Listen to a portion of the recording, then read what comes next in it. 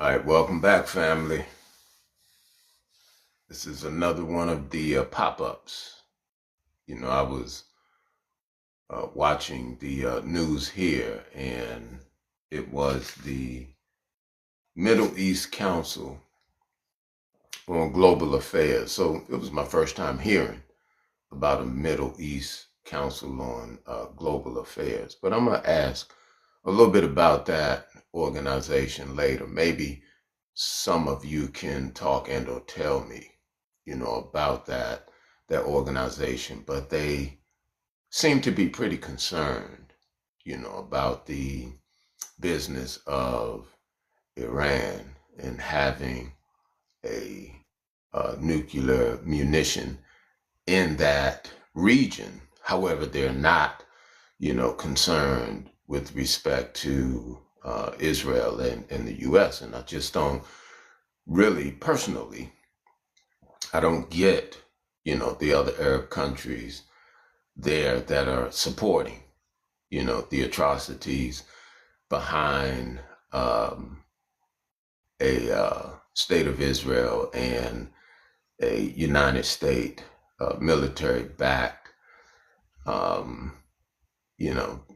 these atrocities backed by these, two entities. So, at some point, it's going to, and I wouldn't even say at some point, I'm saying it's happening, right now. Thank you all for coming into the live.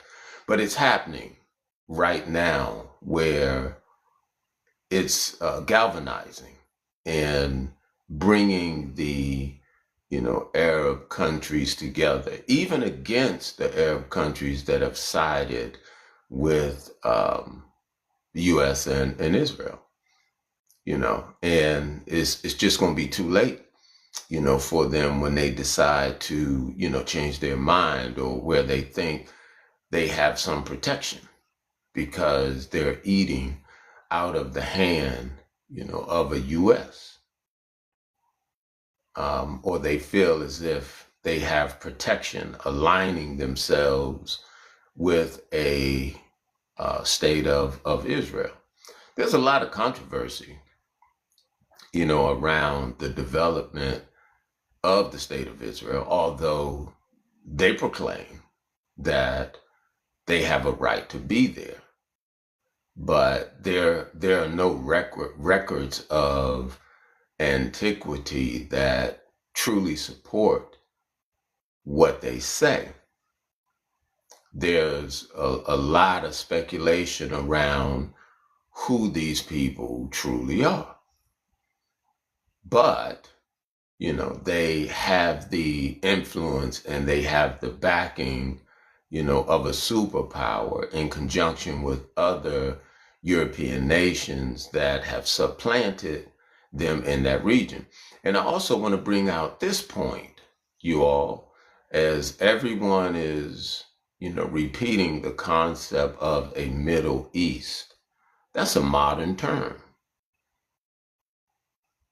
And in fact, it's a European term. So there has to be another way that we can identify what's happening over there without continuing to use the concepts, and the vernacular that they've put in place to highlight their superiority. Just something, to think about. And I want to thank you all for coming, into the live. All you have to do is tap the screen. As I tell you, it don't cost you anything, just tap the screen. You can share the live and repost the live. We're just getting started, looking at a peace deal, coming to understand what would a world without terror actually look like. Well, first of all, if there's going to be a world without terror right now, you have two entities that are really portraying a great deal, of that concept throughout the world, oppressing many other people and nations.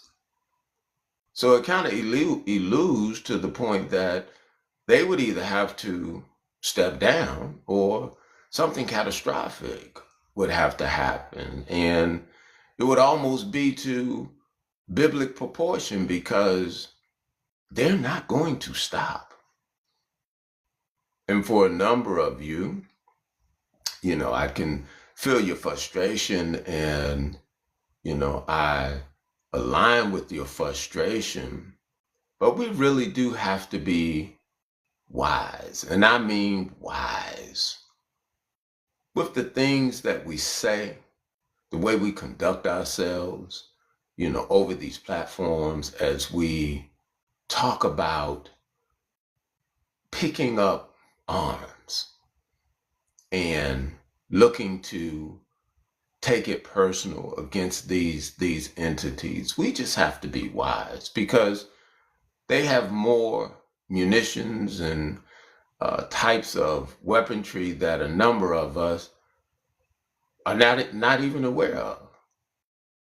So, although I understand your points and your perspectives, around that, but is it wise?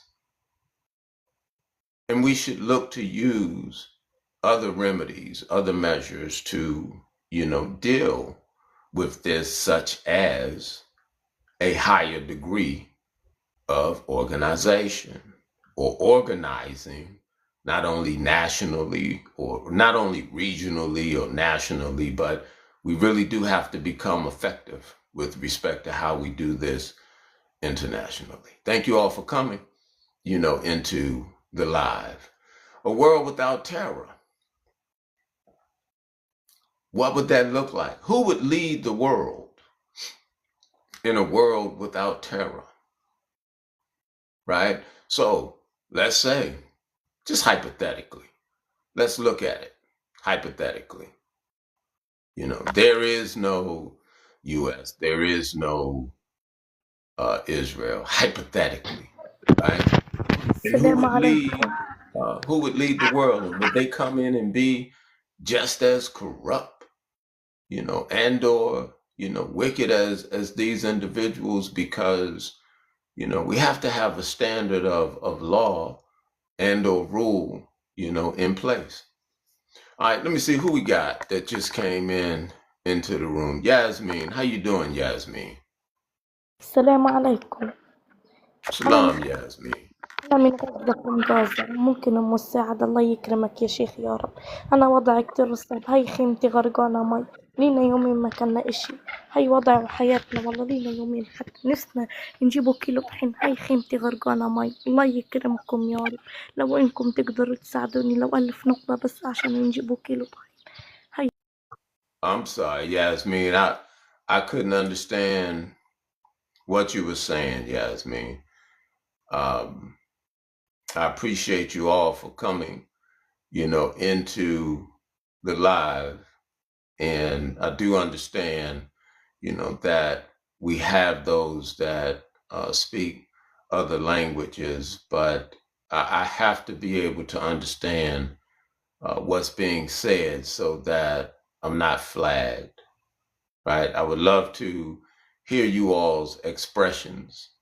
And I know there are times when you can come on and you can kind of communicate with each other, and that's understandable and acceptable, even as you're doing it temporarily. But I do need for you to be able to articulate to where I can understand some of, what you all are saying.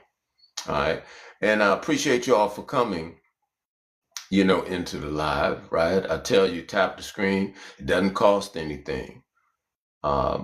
Share the live and repost the live. So, again, this world without terror, okay? What would it look like? Who would rule in the stead of a corrupt U.S.? And would we be replacing one corrupt ruler for another corrupt ruler? These are just some things we really have to look at because we know what the U.S. and what Israel is doing. It's not going to last. It can't last because they are definitely not only disrupting, but, destroying the earth. These things, in conjunction with the corruption, they can't withstand. I mean, the earth itself is not going to allow for it to withstand. But the other issue is what principles, and or what law are we truly going to put in place to remove the corrupt traditions and customs of the Europeans that have positioned themselves, into the seat of superiority, ruling over the entire world. I think we have a good enough record as it pertains to all of the evil, all of the harm, the loss of life, the famine, the dis-ease, that we shouldn't, rally behind concepts and countries and ideas and people that, may appear to want to implement some of the same under a new name because now they want to be, the power. Okay, so I have Chaya. Chaya, what you want to add to the conversation? Thank you for coming. Hello, the cause. I'm just trying to understand who exactly you're speaking about. Like who are we trying to imagine hypothetically a world without? Yeah, I've said it. I'm not certain if you were not here or if it just went beyond your head, but hypothetically, I was saying, if we were in a world without terror, and hypothetically looking at there was no U.S. or there was no Israel, then would we be able to experience a world and not have to worry about any type of corruption? So, can I ask you how you quantify terrorism or what metric system you're using to assess terrorism or quantify terrorism? Because America is not declared by any government agency as a terrorist, neither is Israel. But the PFLP, the DFLP, the PLO, Al Sam brigades, ISIS, Al Qaeda, Hamas, Hezbollah, they're all terrorist organizations. So I'm just trying to understand what it is essentially you're talking about as far as terrorists. Well, no, I just think then you would probably be better to explain to us how they have not committed and or caused, such a great degree of disruption and harm to many families and many nations around the world, that these people not having an authority and or power as such nation states, to classify and or recommend, someone as a criminal, or a DT otherwise, but, to them and for the families that they've lost, they do see it differently. So why don't you explain to us, how they're not, responsible for these things? So you want me to explain to you why a country such as Israel, that has been providing invaluable intel to the government of America, which has kept American civilians safe since their allyship in the 1970s, when terrorist behavior started to amplify, when the first hijacking, the plane hijacking took place, which was orchestrated by the PFLP. So you want me to explain why a country such as Israel, which does everything in its power to neutralize terrorist activity in the Middle East to keep American civilians safe, you want me to explain to you why they're not a terrorist? Well, you know what? I think I'll retract. I think I'll retract because I see now that you're very much endowed with the rhetoric and the indoctrination, and it sounds like you might need to be reeducated. And I don't think we would get a bias. I mean, I don't think we would get an unbiased conversation from you. You're pretty much where you want to be within your understanding. So I appreciate it. Thank you. All right, who Hello, we how got? are you? I'm good. How are you? I'm good, I'm good. I'm Okay. looking at you and I look at your topic and I see Oh you my, put Israel. oh And my goodness, it's you again. yes, My, why? Why are you so angry? Why you cannot debate with I somebody? can't even. I'm I'm, not I'm an even. Israeli. I'm a I'm former not even commander angry. in the Israeli I'm IDF. not even angry. I just don't even want to talk to you right now. My goodness. I'm not angry. I just don't want to talk to you because you need to be re-educated too. So many of y'all need to be re-educated. It's just ridiculous. Who we got on the stage? Hey, this Timothy, man. How you holding up, bro? I'm good, Timothy. What you want to add to the conversation? Listen, man. It's a whole lot of garbage going on over there. Um, I'm firmly convinced that the entire Congress and Senate are being blackmailed. Okay. That's yeah, by Israel. Jeffrey Epstein, he had it on everybody. He got the goods on everybody,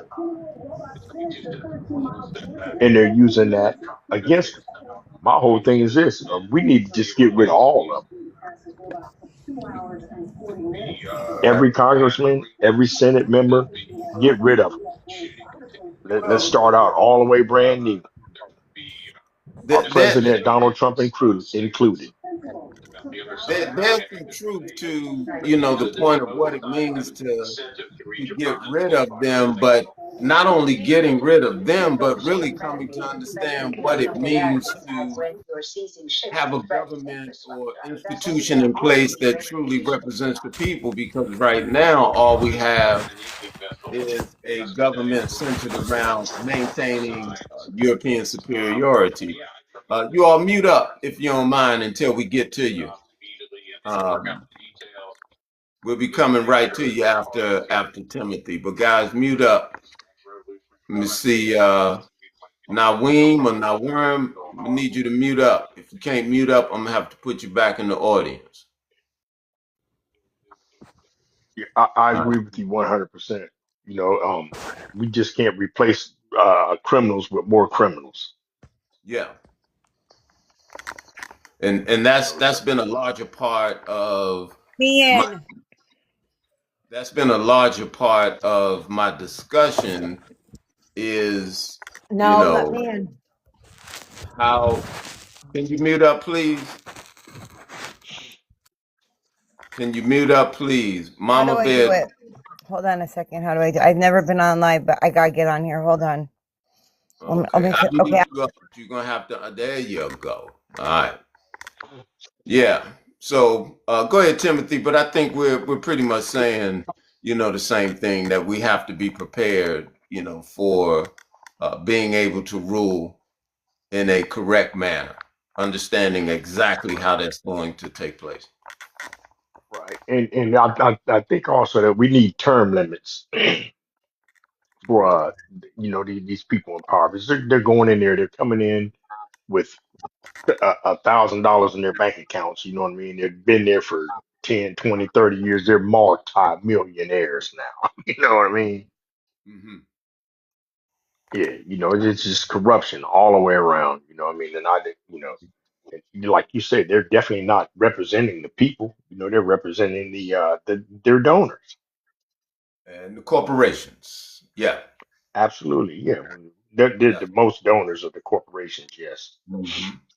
And I haven't even begun to talk about the national security presidential memorandum number 7, just yet, which, also kind of speaks to what you're saying, as far as the lobbyists and the donors, but more specifically to conversations, like this. But I'm gonna touch on that a little bit later. I'm gonna try to give some other people a chance to speak. Hang Oh, in there, Timothy. Let me get can I? Yeah, all right. Let me say one thing before I mute up on you.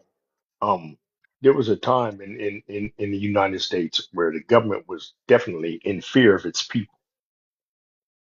You know, hmm, now the reverse. It's the reverse now. Now the people of the United States are we're in fear of our government, and it should not be that way. All power to the people. Hmm. Yeah, well, I'm you mute. know, they're pretty much saying with that new memorandum, national security presidential memorandum, that those words and that concept alone, makes you an enemy. Let's go to Andre Davis. Andre Davis, what you I'm want gonna to mute add? and listen. I'm sorry, Timothy, what you say? I said I'm gonna mute up and listen. Oh, thank you. Hang in there. Andre Davis, what you want to add to the conversation? Well, I just like to say that I'm still giving Donald Trump a chance, and the world has always been crazy, and we need somebody to break up the monotony. Okay, thank you, Andre. Let's see. After Andre, we got I am Darius. Darius, what you want to add to the conversation? Also, I'm just looking at the photo, and I see that you say a world without terror, but then you have the flag of the Islamic regime of Iran on there, implying that they're not terror. But then you have the casket of the United States and Israel on there, saying that the funeral would be a world without terror, and so the flag of the Islamic regime could fly high. Unless I misread that. Well, that's your observation, of it, and one thing about illustrations, different people can pull, different things from it, but we do understand, right now who is in control, of the world, and who right now is displacing a number of, families. Nobody is in control of the world. Oh, okay. You might need to be re-educated too, because you're really under the What are you impression that blaming? Are no, you blaming the Jews for this? That's incredibly ridiculous. I Don't try didn't to say blame the Jews or Israel on who's in I control of the didn't world. say Nobody rules the world. I didn't say that, but I do say you need to be re-educated, and I do say that you've Mm. accepted the indoctrination and the rhetoric, and it's pretty No, I don't give a dangerous. shit about Palestine. I'm talking about Iran. I'm talking about you, and I don't I'm know what I just had to do with this. Oh, of course you do, because you're up on this platform and you're not making any sense. So I'm gonna kind of make room for somebody else that we can get to communicate, with us. Let's see, who do we have? Mama Bear, 2026, and then we're gonna go to Solomon. Go ahead, Let Mama me Bear. in. Okay. Listen, history has told us and showed us America is terrorist 100% throughout history. Any place it has gone, any place it has touched, it comes to the people and it says these extreme stories. Um your freedom is in danger. Freedoms that we is an illusion that we have that we really don't have. When we're paying a tax on the rain, that's not freedom. When they're poisoning the air, food, and water, that is not freedom. Okay, that being said, name one place that they told us that they were going to help. They have destroyed every place they have ever touched, every place, and then left it in worse condition, left people without homes, without families.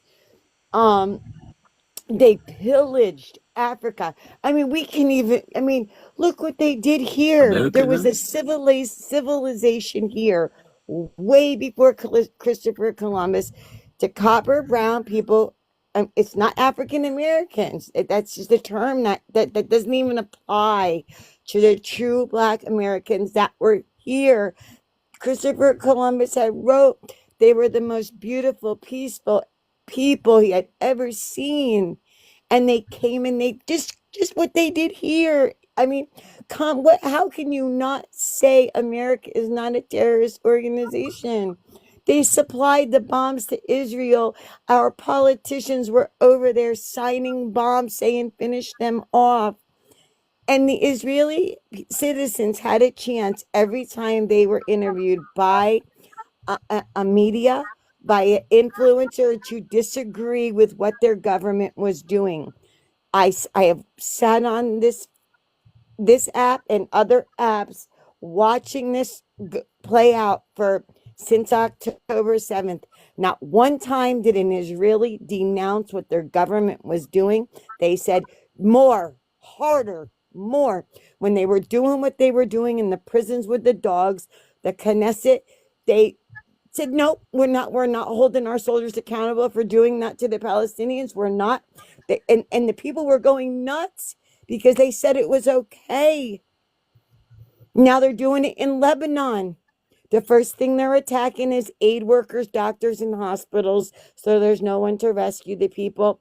America's supplying the bombs.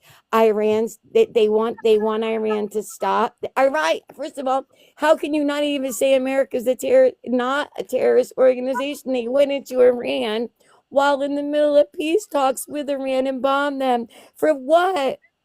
40 years, that's all I've been hearing is as a white person, be afraid of the black man, be afraid of the brown man, be afraid of this, be afraid of that.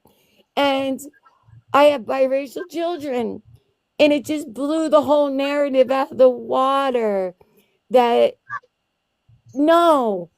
I just lost my train of thought. It's this propaganda. Hold on, Mama Bear. That's pretty good. I can understand a number of things that you're saying. Let's go to Solomon, real quick, and then I'm gonna come to you, Lewis, and then we're gonna go to Mustafa. All right. Solomon, go ahead. Yeah. Okay. What do you want me to talk about in specific? Well, Solomon, you came up on the stage and you heard some of the discussion. What would you like to add to the conversation? Or I can go to Lewis and let Lewis have a chance. No. I mean, I'll bother to say some stuff. Okay, go ahead. I mean, you've got thousands of years, for example, of Iran existing. You don't even have a single year of Palestine existing, but you got thousands of years of Persia existing. This was before the Islamic invasion came in. They were a pretty chill society, even after they became Islamified. Right? They had many kingdoms, and it wasn't complete democracy, but they still had some rights. I mean, the king was somewhat of a reformer. He gave land reforms, educational reforms. I mean, it was everything before the Islamic regime came in. For 47 years, they've held their own people hostage. What kind of person wouldn't say that it's a threat to Western civilization for calling America Big Satan and Israel Little Satan? Just for what, existing? I mean, you got the... Hold on 1 second, Solomon. Hold on 1 second.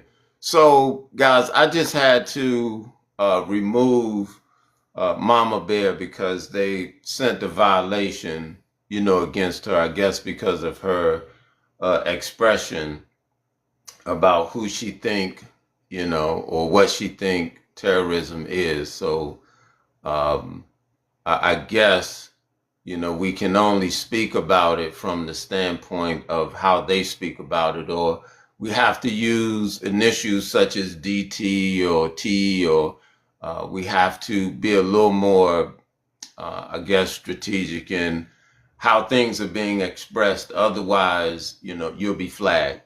And, I'll have to take you down. But go ahead, Solomon. Continue your thought. Okay. I mean, if it's in my opinion, it's probably just her using the word itself, just the T word. It's probably that gives a strike. But yeah, you got an entire regime that's saying, DEATH to America, not the American government. Otherwise, they'd be saying that. They'd be very specific about it. And if in your bio I see that you're talking about decolonization, then decolonize the Holy Land, right? Give it to the people originally, who originally settled in the land in the first place. Give it back to the Jews. I don't know what to say. And if you want these things like wars to end, then arm against the the two groups, because they were the ones that caused these wars, like they do to every single time. Look at every single war that happens in the Holy Land and look at who starts it. Look at who throws rocks first or who shoots, who shoots firearms first, if I can't say it.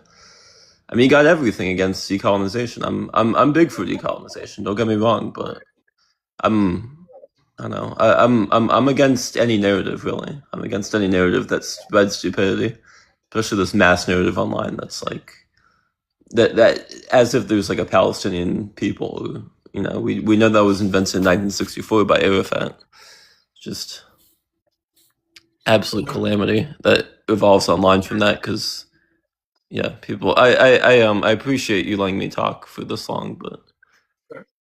All right, let's go to Lewis real quick and hang in there, Solomon. We'll come back to you, Lewis, and then we're gonna get Mustafa, and then we're gonna go to Ali BT, and then Kip Raw. Go ahead, Lewis. from غزة ممكن مساعدة. All right. أنا What you want to غزة add to the غازة conversation, فلسطين. Lewis? Lewis, what would you like to add to the conversation? 1K please from غزة ما شاء الله اللهم جنة. Okay. I appreciate you, Lewis, for coming up. And I think we said Ali BT was going to be next, right? All right, yeah, I can take it. Yeah, what you want to add to the conversation, Ali? Yeah, so this gentleman mentioned 2 points that I would like to react to. So first one was saying DEATH. If we want to bring up these kind of narratives, we have to be respectful to the full story and look at both sides and why they do that. Is it them that started doing this? So historical facts say that no, it was the Westerners that first interfered in Iran, and they brought literally that DEATH to the people in millions. Ali, hold on 1 second, Ali. Hold on 1 second. Hey guys, let me say this while Ali is getting ready to speak, because it sounds like he's going to rebuttal some of what Solomon said. And for a number of you, this may be your first time on my platform. And the way I do this is we don't just pop off of our mic and start interrupting people when they're talking. We kind of let them get their thought out. If I need to stop them, I'll stop them. I'm moderating. And then I'll open it up for, rebuttal or something else that needs to be said. But just like Solomon had a chance to speak and he wasn't interrupted, I'm going to ask each of you to give my guest a chance to speak. If I need to interrupt them, I will. But I don't want you doing it. Give them a chance to speak uninterrupted, and then afterwards, if you want to rebuttal, you can rebuttal. Okay, go ahead, Ali. Pick up from where you left off. Sound like you were going into Operation Ajax. Go ahead. Yeah, so that Operation Ajax was a government change, and that is spoken about, I think, enough already. And there is a lot of information for people to learn. But what I want to point out to is that things like that, or the famines during the World War One, what was caused by Brits and Russians, these are the things that we have had. And it wasn't just DEATH to America. It used to be to many countries that came to our land, to our region, and brought that DEATH. So the meaning of it is that if they come and dare to do that again, this is our response. It doesn't mean that if we have a peaceful encounter, if you are a tourist or if we come to you and live in your countries, that's what we want for you. No, it means that if there is an aggression, if there is an act of WAR against our nation, this is our response. As simple as that. There is no threat. There is no kind of hatred towards people in general from Iran. when we scream and chant this, it's only showing our anger for what has happened and what we have to do if we face that situation again. We are a nation that has been dealing with foreign aggression for millennials. It means for thousands of years. And this is our way to survive. We are also hospitable people. If you hear from people who visit Iran, they mostly tell you that they have had good experience with people there.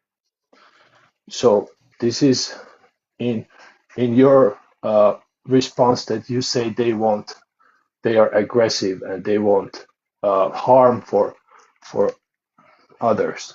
And another point you mentioned was about the history that after Islam, Persia became Iran, and that's false because Iran is a name what we Iranian people self-identify with. Persia is a Greek name. It actually comes from son of Zeus, Persis. So the Greeks believed that people in Iran are basically grandsons of God, Zeus's son. That's where the name Persia comes from. And this is not what we in Iran called ourselves before Greeks. And we are older than Greeks. We have 10,000 or more civilization. And there are terms like Iran, Iran Shah. These are found way before Persia was mentioned in our own local historical findings. You can see in the museums. But these are the two things I could say anything about. In the political current situation, you have realized there is a turmoil going on in Sea of Oman and Persian Gulf and Strait of Hormuz. From my senses, these negotiations are not going to happen because the halt of fire is already broken. So we are going to face another round of escalation. That's how I see it. And I think that if Americans are caring about their future generations and want to have a prosperous society in the next 50 years, they need to show their current government that they don't want to unalive themselves for the ambitions of their billionaires. It's that 1% that is forcing people to do this. Okay, Ali, That's my hold on. comment on that. Okay, hold on for a second, Ali. I appreciate your comments. We're gonna come back to you, and you brought something to my attention that the Persian is a Greek term, and no, I did not know that. So it's good to know that the concept of Iran is something of antiquity, and you guys searched that out yourself when you decided to change it in 1935. But let me open up the stage and give some others a chance to add to the conversation, and then we'll come back to you. I think it's Mustafa, and then we got AJ, and then we got Fred. It's Allah Mustafa. يكرمك. Okay. احكي لهم أنا من غزة from Gaza. Okay. All right. So I don't think Mustafa, are you going to be able to communicate with us?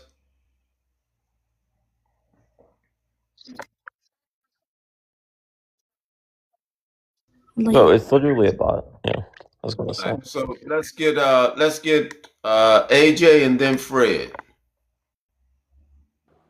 I let Fred speak. Come back to me after Fred. Okay, Fred. Go ahead, Fred. Sure. Nobody's making us do anything as it relates to the last gentleman's statement. And quite honestly, I look forward to seeing Iran strong and having self-governance independent of the secular IRGC, and hopefully establishing a level of freedom and independence for everybody, regardless of their beliefs, and safety for their children. Okay. Let's see. While we get AJ, let's see. Is this a Bua? A Booga? Just came up on the stage, and then we may go to AJ if AJ ready. Assalamu alaikum. All right, Salam, how are you? I am fine. What would you like I to add from to the Gaza. conversation?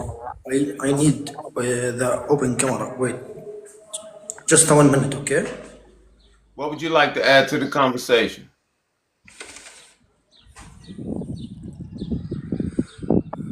Wait, look, see Gaza.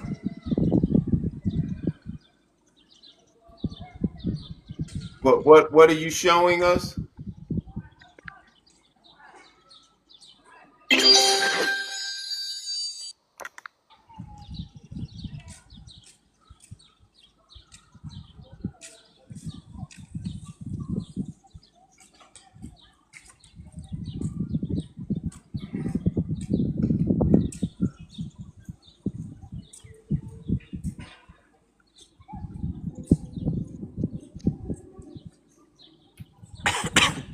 Right now, we're getting a live look, what it's like inside of Gaza right now. I presume that's what we're being shown at this point. I don't think he can hear me right now, but Abu Gaza is sharing his camera with us at this point. And this is what life is like for some, right now within that region. As you guys tap the screen, it doesn't cost you anything. Share the live, repost the live, you all.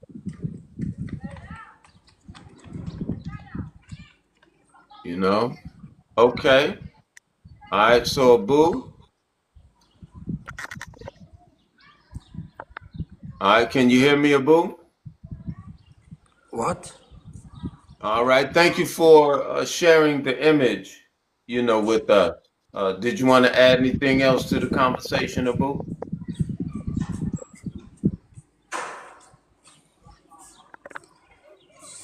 All right, so let's go. AJ, did you want to, oh, okay, AJ is gone. All right, who else did we have? Let me see here real quick. Can I ask Abu a question? I don't know if he's I don't know if he's speaking English. It doesn't sound as if he's ready to communicate. So I don't know. I don't know. Abu, somebody want to ask you a question. Are you prepared to speak? I understand English very little, والله حبيبي. Okay. So Fred, he understands English very little. So I don't know if we should be trying to. If you can, I can the translate the comments. No problem. All right. Was that you, Fred, that wanted to ask a question? It was. Okay, Fred. Where are you trying to go? I wanted to ask, at this point, does he anticipate any additional October 7th style attacks on Israeli citizens? Fred, I'm going to retract that right now. I think that's a fair question. Well, you might consider it to be a fair question. I'm just not going to allow it right now. That's all. Why? And we're gonna try to move on in with our dialogue. See who we just got came up on the stage. What you want to add to the conversation? Wait a minute. Why is that not okay to discuss? Well, listen, I'm not going to debate with you. I just said I'm not going to talk about it. So Well, I'm I'm going to trying go to to understand somebody. the rules. Can I ask you can I ask you a question in response to what you said, Fred? Just hang Does on. Just Israel hang on, does Fred. 1 minute, Just does hang on. Israel have a plan on stealing more Palestinian land? You said the Because that's land what's was been happening. Palestinian, you Arab occupier. It is Palestinian. You got So There was never listen, such thing as Palestine. you said occupation. decolonization. Yeah, One second. decolonization from the Arab Occupation, colonizers for Solomon. hundreds of years. Occupation, Solomon, Fred. Y'all just chill out for a second. All Now right. I'm trying to explain to you how we're going to do this on this platform. I'm not going to have everybody talking at once. All right. So occupation, you can come up and you can speak. Make a statement, occupation. Say what you have to say, because if you ask Fred a question, it's going to create a scenario where you guys are going back and forth and we won't be able to understand. So after you finish saying what you want to say, occupation, then Fred or Solomon, somebody may be able to rebuttal No problem. what that you want to say. So go ahead, occupation. He said decolonization. If we go by the founding fathers of Zionism, Ben Gurion, he said clearly, very explicit, we must expel the Arabs and take their places. And you're calling it a decolonization project? Israel are the colonizers. They came in on boats and then they ended up stealing the land. That's exactly what happened. Thanks. Okay. I appreciate you, occupation. We got Angela Jane. What you want to add to the conversation, Angela Jane? Yeah, I guess one could ask that kind of disingenuous question that Fred asked. You're very low. You're really, really low. Can you hear me now? Yes. Okay. Better now. I guess someone could ask that disingenuous question that Fred asked. I could ask him, since he's a white man, why so many white people end up committing war crimes in foreign lands. I could ask the same question why there's an overwhelming amount of white men who do mass unalivements in schools and in public spaces in the United States. It's a disingenuous question. I could ask you what's the likelihood of the next pew pew shooting at a high school? Like, that question is stupid. And the fact that you thought that that was like some kind of clever question to a person who was just trying to survive tells me exactly what kind of person you are. You're not here in any kind of genuine faith. And honestly, quite frankly, it boils my blood when someone comes in here and tries to ask someone who's in the middle of a genocide whether or not you believe it is. Not even close to a genocide. This is the fake. Okay, Solomon, we know that you love Zionism, so please stay quiet until I'm done. Do you know what Zionism Thank is? you. Yeah, I do. I grew up in a Jewish family, so I actually do. I Yeah. have to remove, excuse me, Angela, I have to remove Solomon because, guys, I've asked you not to come off your mic when someone is talking. When you all were talking, you had the opportunity to speak uninterrupted. If you can't hold your peace and give respect to those that are on the stage, I've already asked you once. I'm not going to keep going back and forth with you about this. We're not children. All right. So you will be heard, and what you have to say, others will get a chance to rebuttal it. My apologies, Angela. Go ahead. Yeah, I mean, I'll just land that point. I mean, it's just a stupid question to ask people in the middle of a genocide, whether or not Fred thinks they're in a genocide or not. I can tell you straightforward that people are experiencing the kind of thing that you have never experienced in your life. And if your government is doing something that you may or may not agree with, doesn't mean you represent that government. If Donald Trump is going, oh, okay, Fred, if he's going to be interrupting like that, I don't know if he should. I haven't said anything. What are you talking about? You just made a loud noise. I don't know if you were like. No, I didn't. That may have been who I was bringing up on the stage. My apologies, Angela. Go ahead. I think it's a very disingenuous question. It should boil anyone's blood to even ask that question to a person who's in the middle of a genocide. Your mic went low again, Angela. Okay, sorry. I'll land my plane there. Am I allowed to respond, or? We got Triple C. Hold on, Triple C. I'm gonna give Fred a chance to rebuttal, and then I'm sorry, Triple A. I'm gonna give Fred a chance to rebuttal, and then I'm gonna go to Triple A. Go ahead, Fred. Yeah, nothing you just said about me was correct. I don't think any of the things that you just tried to assign to me, all of that nonsense was your emotions manifesting in the reality of what's taking place. And your lack of composure and your need to repeat yourself over and over again highlights the fact that you don't like what's taking place as a result of who did it and what they were responding to. And the fact that Kamala Harris and Joe Biden gave Israel $22+ billion to This is word destroy this salad. land and those people is disgusting. And I don't have anything other to say than anybody who's going to conduct that kind of behavior shouldn't be surprised if somebody's going to respond. Okay. Once again, guys, I know in the course of these rebuttals, it can be emotional, but please stay on your mics, you all. That's just a simple ask, that I have. And when someone is finished, then we can come in. No different than I don't want them interrupting you. I appreciate it. If we don't interrupt those that are, on the stage. Real quick, Triple A, Were what you you want able to to hear add to me the clearly? conversation? And then we're gonna go to Gina. How do you do, sir? Good afternoon. Good afternoon. Good afternoon. So yeah, this topic, the way I see it, I just see colonialism repackaged as democracy. Colonialism repackaged as democracy. America is the vehicle, and the new colonizers are the Eastern Europeans, Ashkenazi so-called Jews. That's how I feel about this situation. It's black and white.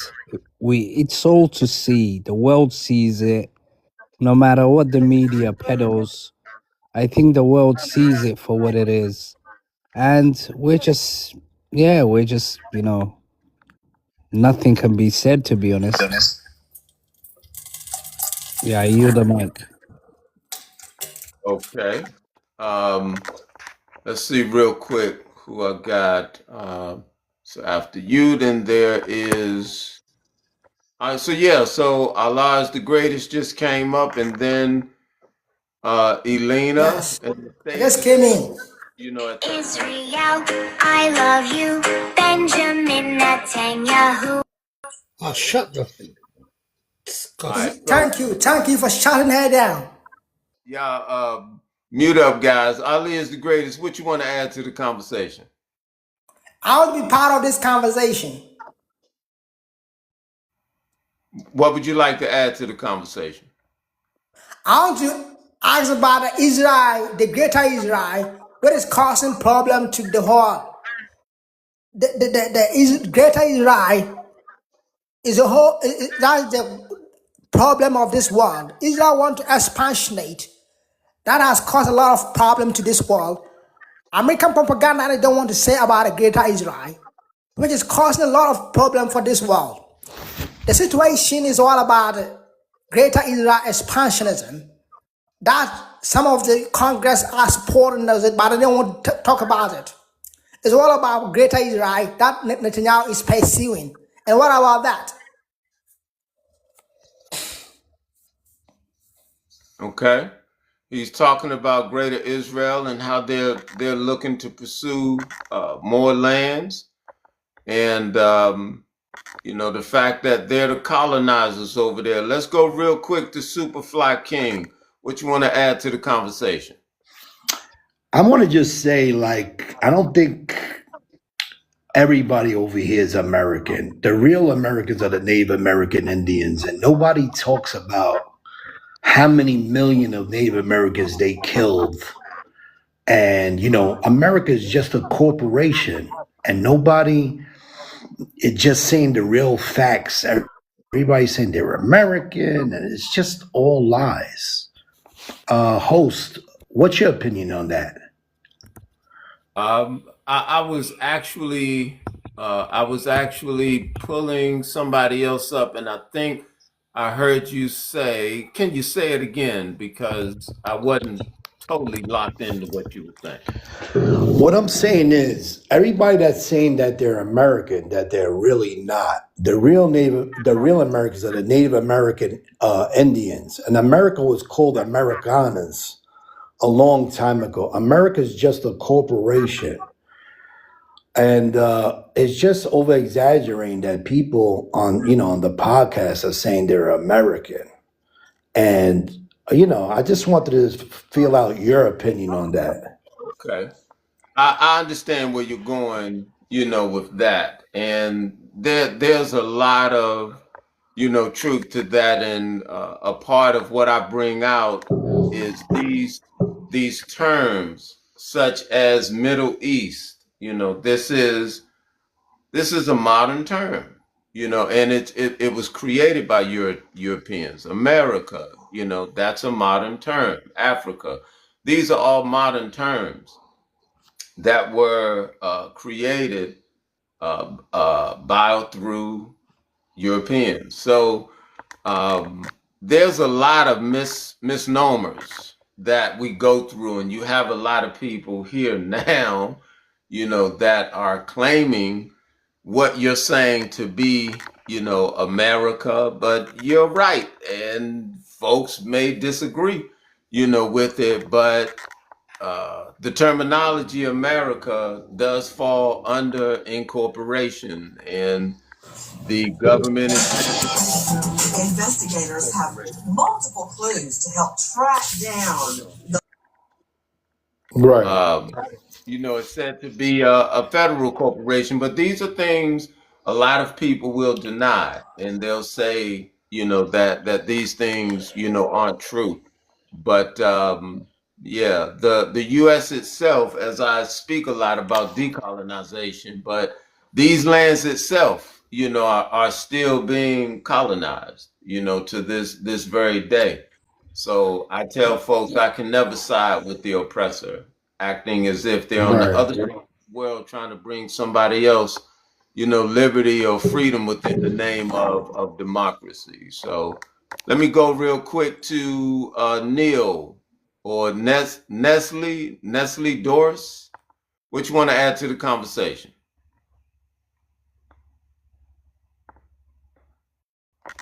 All right, going once. Nestle Doris, going once. You're on mute if you're talking, Nestle. Going twice. Hello? Again, because all we had was a composite drawing. I have a problem with these people that so-called they play victim, and it's not. Don't take it offensive. It got pretty daunting to go Your through each and TV every is one. very loud in the Oh, background. hold on for a second. Which ones actual follow up? Which ones were worth following up?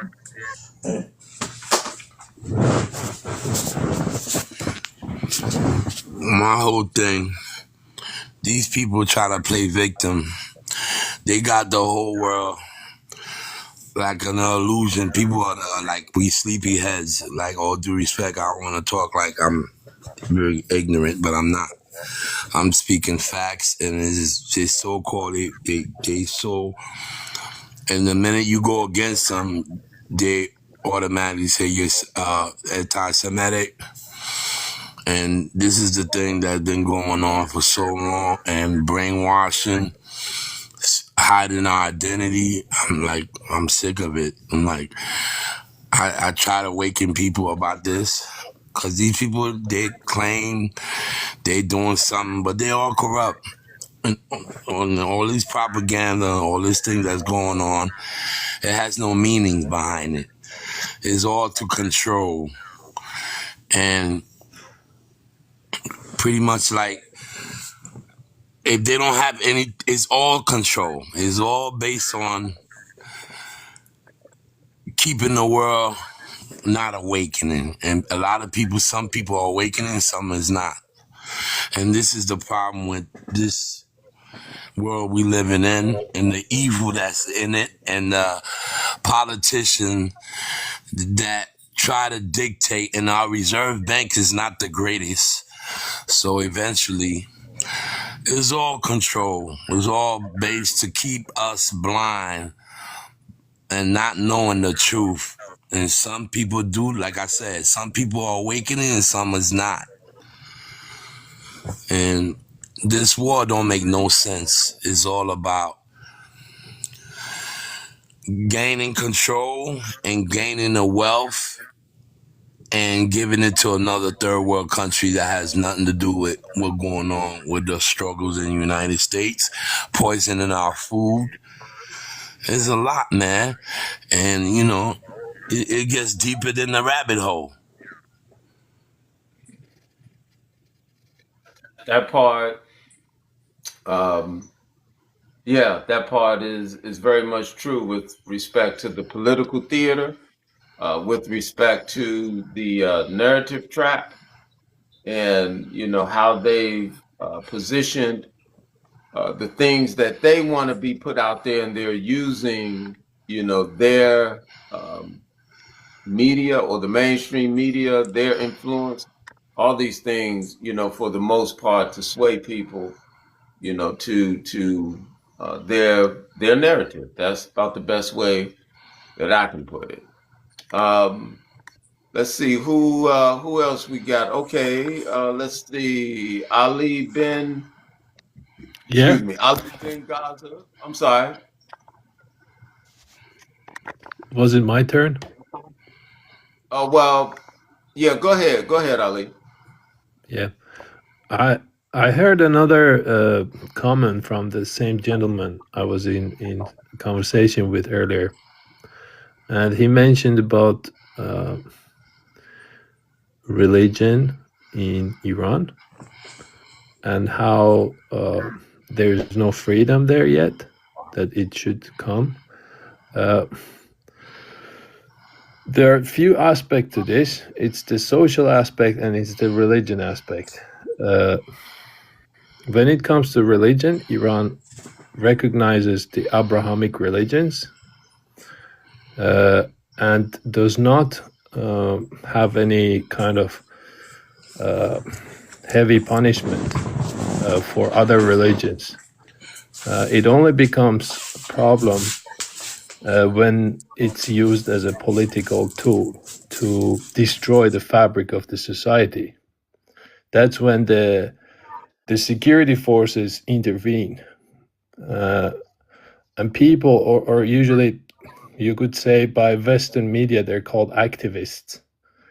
But what they do is they infiltrate into the universities and communities, and they advocate aggression and basically make people opposing core values of the society. The region is left and right. If you look where Iran is geographically, we are surrounded by Muslim countries. And like it or not, we have to coexist. And there are values in that region that people are caring about, majority of people. And a government needs to respect those values to bring harmony and also security to society. They don't want people fight against each other or basically cause damage to society. That's why we are conservative, and this is how the government thinks it should do, and a lot of people support that. Yet, if you look at it from European or American perspective, it doesn't make sense. But in that region, it would, if you lived there and you visited different countries in there. In the long term, I think growth comes when people understand where they want to go, and when the middle class is strong, not when they are sanctioned for 40-something years. So I look at growth in Iran for my country when our economy improves, regardless of who is governing the country. When majority of people, whether they're Muslim or Christian or Jew, when they have enough to feed their children and security, then they can peacefully work for a better future for their children. But when there is aggression, people cannot think, they cannot maintain their well-being because they go on survival mode. And this is what we cannot ignore. We shouldn't ignore. The most important part is that we have peace and security, and after that we can plan for growth. Okay. Ali, appreciate you for your comment there. We're gonna go to Raja. Look, you've been gone so long. Yeah, I know. My bad. I forgot how to say your name. Say it again for me. It's Razia. Just with a Y, actually. Yeah. Razia. Good morning, Okay, everybody. Razia. Welcome back. Thank you for having me. I just, it's the timing that I can't really come on here. But I kind of came in the midst of the conversation. I figured that he was mentioning the current society. What's the actual topic about? Like, can you enlighten me a bit before I make a comment? It kind of organically flows, to where people are then expressing based on what they realize need to be expressed. But we were talking about a world without terror, and we're also wondering what would it be like if we did not have a U.S. or a Israel to do the things that, or let me say, to be upon the atrocities that we've witnessed. And from that, it has just kind of organically grown, to where the mixed emotions of individuals expressing what they feel. Yeah. I think Ali is from Iran, and he was giving some pretty good insight with respect to what's happening over there and some of the history. So Yes. pretty much the same. We're looking at the colonization that's taking place. Yeah. Around the world. We're looking at how people are being impacted, by these wars. So pretty much the same thing. Yeah, I come across a bit more extreme though. But my overall general idea about it is basically what Ali, salam alaikum, by the way, my brother, I'm Turkish. What Ali described as basically modern day slavery and colonialism. It's like we knew that when I was little, when we were younger, probably it was for us something that happened, far from home, what you would see on TV, or things that you would never perceive to be actual facts. But the current day that we're living in is clearly showing that the tides has turned. Like, we all are realizing that we are working like modern day slaves, and we all don't really matter when it comes to money and power. And it's when it comes to ideology, of course, like a certain ideology, a certain religious group is trying to oppress the other religious groups, like in Lebanon just today, or maybe yesterday evening for you guys, a church, or statues of Jesus Christ being stomped on and stuff. Just in general, to me, it's not even it's a war against humanity. It's a war against everything that may keep your family intact, your values in religion and stuff. All of those things are kind of going against the colonialist mind state and the things they want to set up. It's making them money for them. If I would be a drunk ass, or if I would use whatever, it's in their benefit for me to never ever put up my head and be like, wait a minute, I'm against the system. And I'm glad that after COVID, it was actually one of the things that kind of opened lots of people their eyes. I was always perceived as one of the, the, what's it called again? Like the psycho, like you make stuff up. And in the end, like after 5 years or 6 years, you always become the one that is truthful about it. Yeah, the conspiracy theories. Yeah, I was that. But I was really logical in my thinking and in my ways. And in general, it's just that we all come to the agreement and findings after COVID, and now whatever is happening is overly visible to all of us, that we as people and civilians really don't matter anymore in this system. No matter where you live. In the United States, do you really matter? Do they really work for you as a civilian, for your society? No, they don't. Then people are working for the investors and whoever is filling their pockets. And overall, it's the same for me if I'm in the Netherlands, if I'm in Turkey, in Iran, whatever. Every one of them leaders will bring their own family first to protective measurements and everything. Just for the Iranians, and I must be say, may he rest in peace, Ayatollah Khomeini knew what was coming. He could have fled, and he chose to be there and actually got unalive with his grandkids. So this part of the world, their fight is so truthful. They are so in their right that even dying is making them winning. Like, it doesn't matter what the United States oppresses us with. It doesn't matter what mentality they come with. Even when democracy was written upon, when they were performing the whole act of building up the Constitution, slavery was still a thing. It's like you being perceived to be a bird in a golden cage, and you being portrayed a beautiful movie of a life that you will never get to live, while your neighbors are weeping because they don't have money, they can't afford healthcare, any other sort of things that we as a civilian could go through is actually becoming harder. And now you want me to go respect and support your battle against an innocent population somewhere else in the world? I can never. Because I think that we all are oppressed now. That's why we get into the mentality that we get to see things. Must be.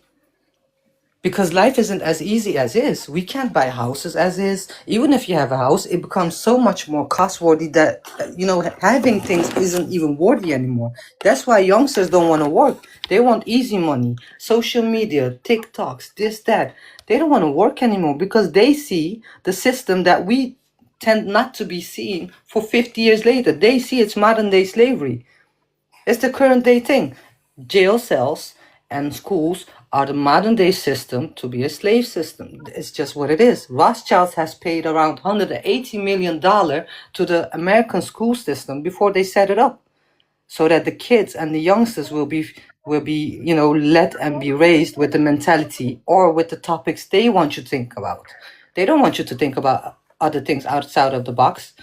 That's why I know a lot about World War II, because I actually went ahead and got to read the biography of the H guy, which nobody would ever do maybe, but I was 16 when I did, and I had a total different vision about whatever was perceived and told at school, because that's the European history class. The Neanderthalers, their first tools, and the World War II. It's the only history class or lesson you will get in the European nations. And it's funny, on the 5th of May, they will again perform a 1 minute silence for the fallen in World War II, and it's usually only remembered for the Jews. But there were about 11 million civilians unalived with World War II, but we are only remembering the 5 million. Or 6, whatever they claim it is. That number doesn't add up either. But because there were no 6 million Jews living in Europe by that time. And they were registered because they were registering them to churches and such in case of necessity. That's why in the Netherlands, all Jews were rounded up easier, because they were basically registered already with the local churches. I don't know for what it was, but it basically was a system where you had to register yourself. But in general, yeah, they've been victimized, we've been victimized, but nobody cries for us. Sudan, let's be honest, Congo. We talk about Palestine, what they do in Iran and such. Due to anti-blackness, whenever I share Sudan or Congo, even them pro-Palestinian people won't react on it. We have to be openly fair about everything. It's a system that is built and connected with everything. The biggest diamond shareholder is a Jew again.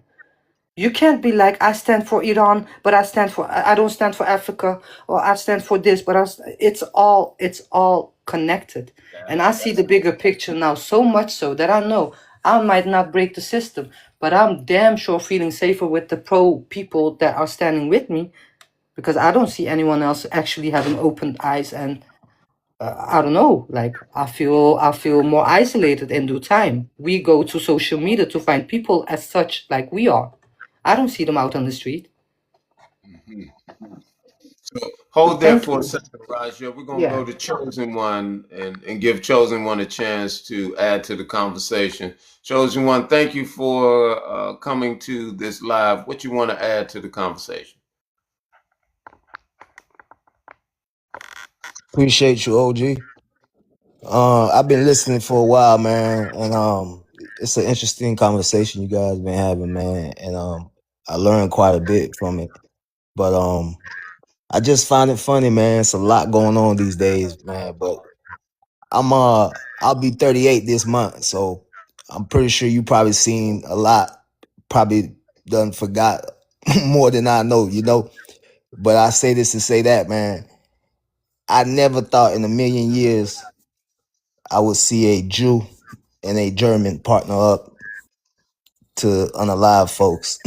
You know, I just found out yesterday that Donald's great grandfather, yeah, his dad's father was German, and that's basically where Donald uh ancestry line basically started, was in Germany, and now you got Israel and America partnered up. I think a better caption would be a world without American terror, because it seems to me like everywhere America has been, it always brought some sort of terror, you know. I think that would have been a more fitting caption, because I'm still trying to figure out what is the end goal of this war, because when you got people in Kensington, Philadelphia, on high on drugs in America, you got goddamn Skid Row in LA. You got so many people messed up on drugs in America, man. We got so many problems in America.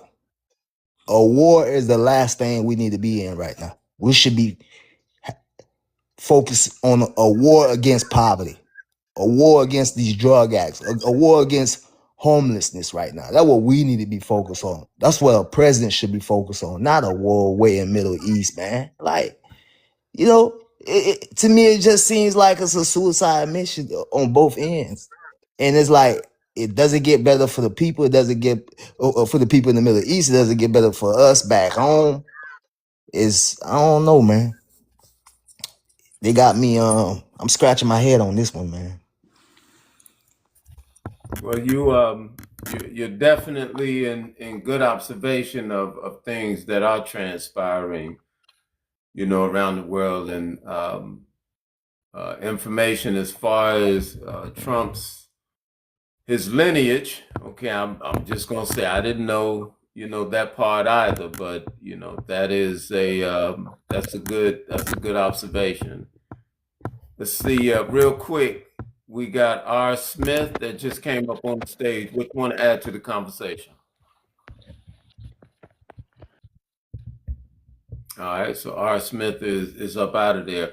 So I did want to take this time too, because Raja, she brought up like one of the most poignant points, to where you have certain people that are only concerned about themselves within this conflict, and that's really selfish, you know, for that to be the case, when, you know, the mere fact that you have people across the globe being oppressed. Well, I'll say it this way: the platform that I'm standing on and the conversations that I'm having, they are centered around oppressed people around the world. I do understand how my people, you know, are being oppressed, have been, you know, oppressed. And We look at what's happening, here with the Palestinians, and we see what's going on in Cuba and what happened in Haiti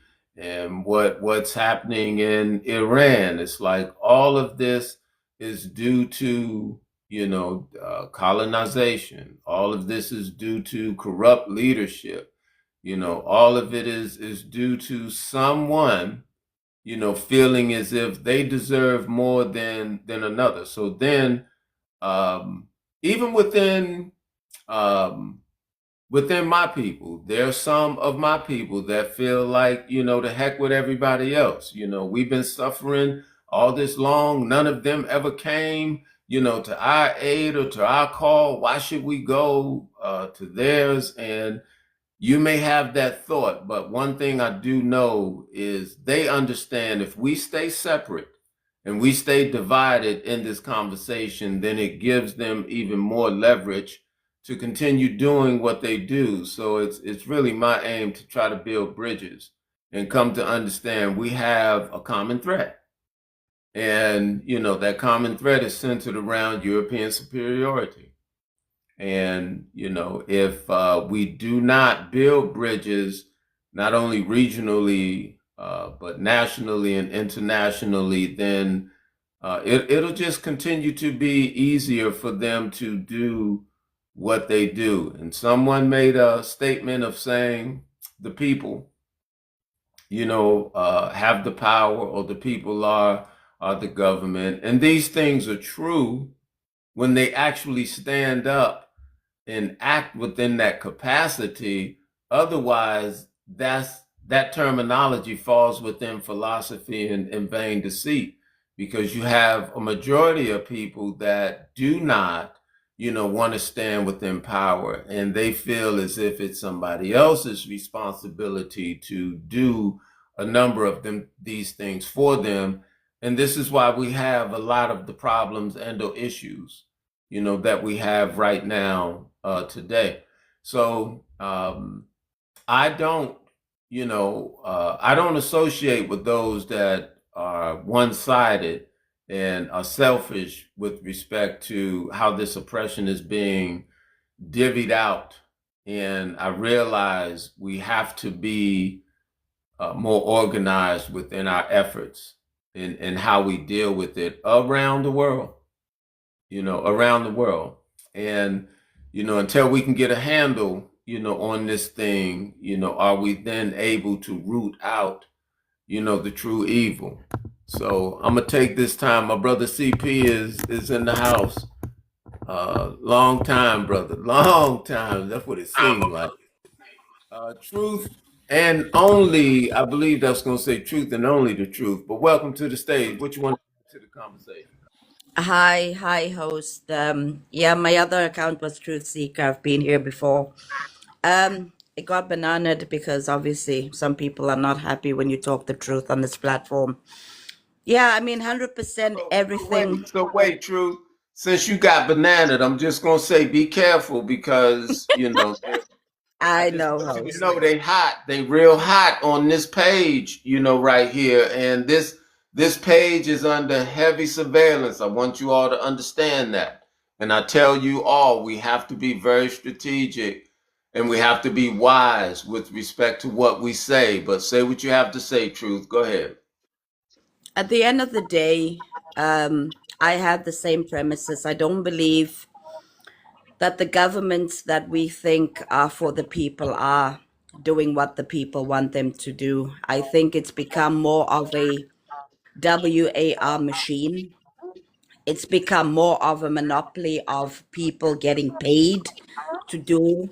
It's come to a point where it's the interest of taking resources from other people or other countries to uphold the dream that they have to stay on the top. So it's much deeper than that. Colonization has never ended. It just took different names and different forms. And the problem is that it's not only colonization, it's colonization of the mind. They've colonized people by the mind, be it using media, Hollywood, which we enjoy, and you think you're going to go watch a movie, but you're getting conditioned and you don't even know it. It's the terminology they learn us over time in schools. It's a terminology how they give us history and not learn us the true history of the oppression of the people to fit their agenda. So at the end of the time, it's not only about oppression, it's about decolonizing your mind. It's about feeling for humanity. It's about reading. It's about meeting people on the ground and finding out, because there's so much propaganda happening because people want to sway their narrative, that it's become a sickening world. You no longer know what's real or what's not real. But one thing I can say is that we all bleed the same. We all feel the same pain.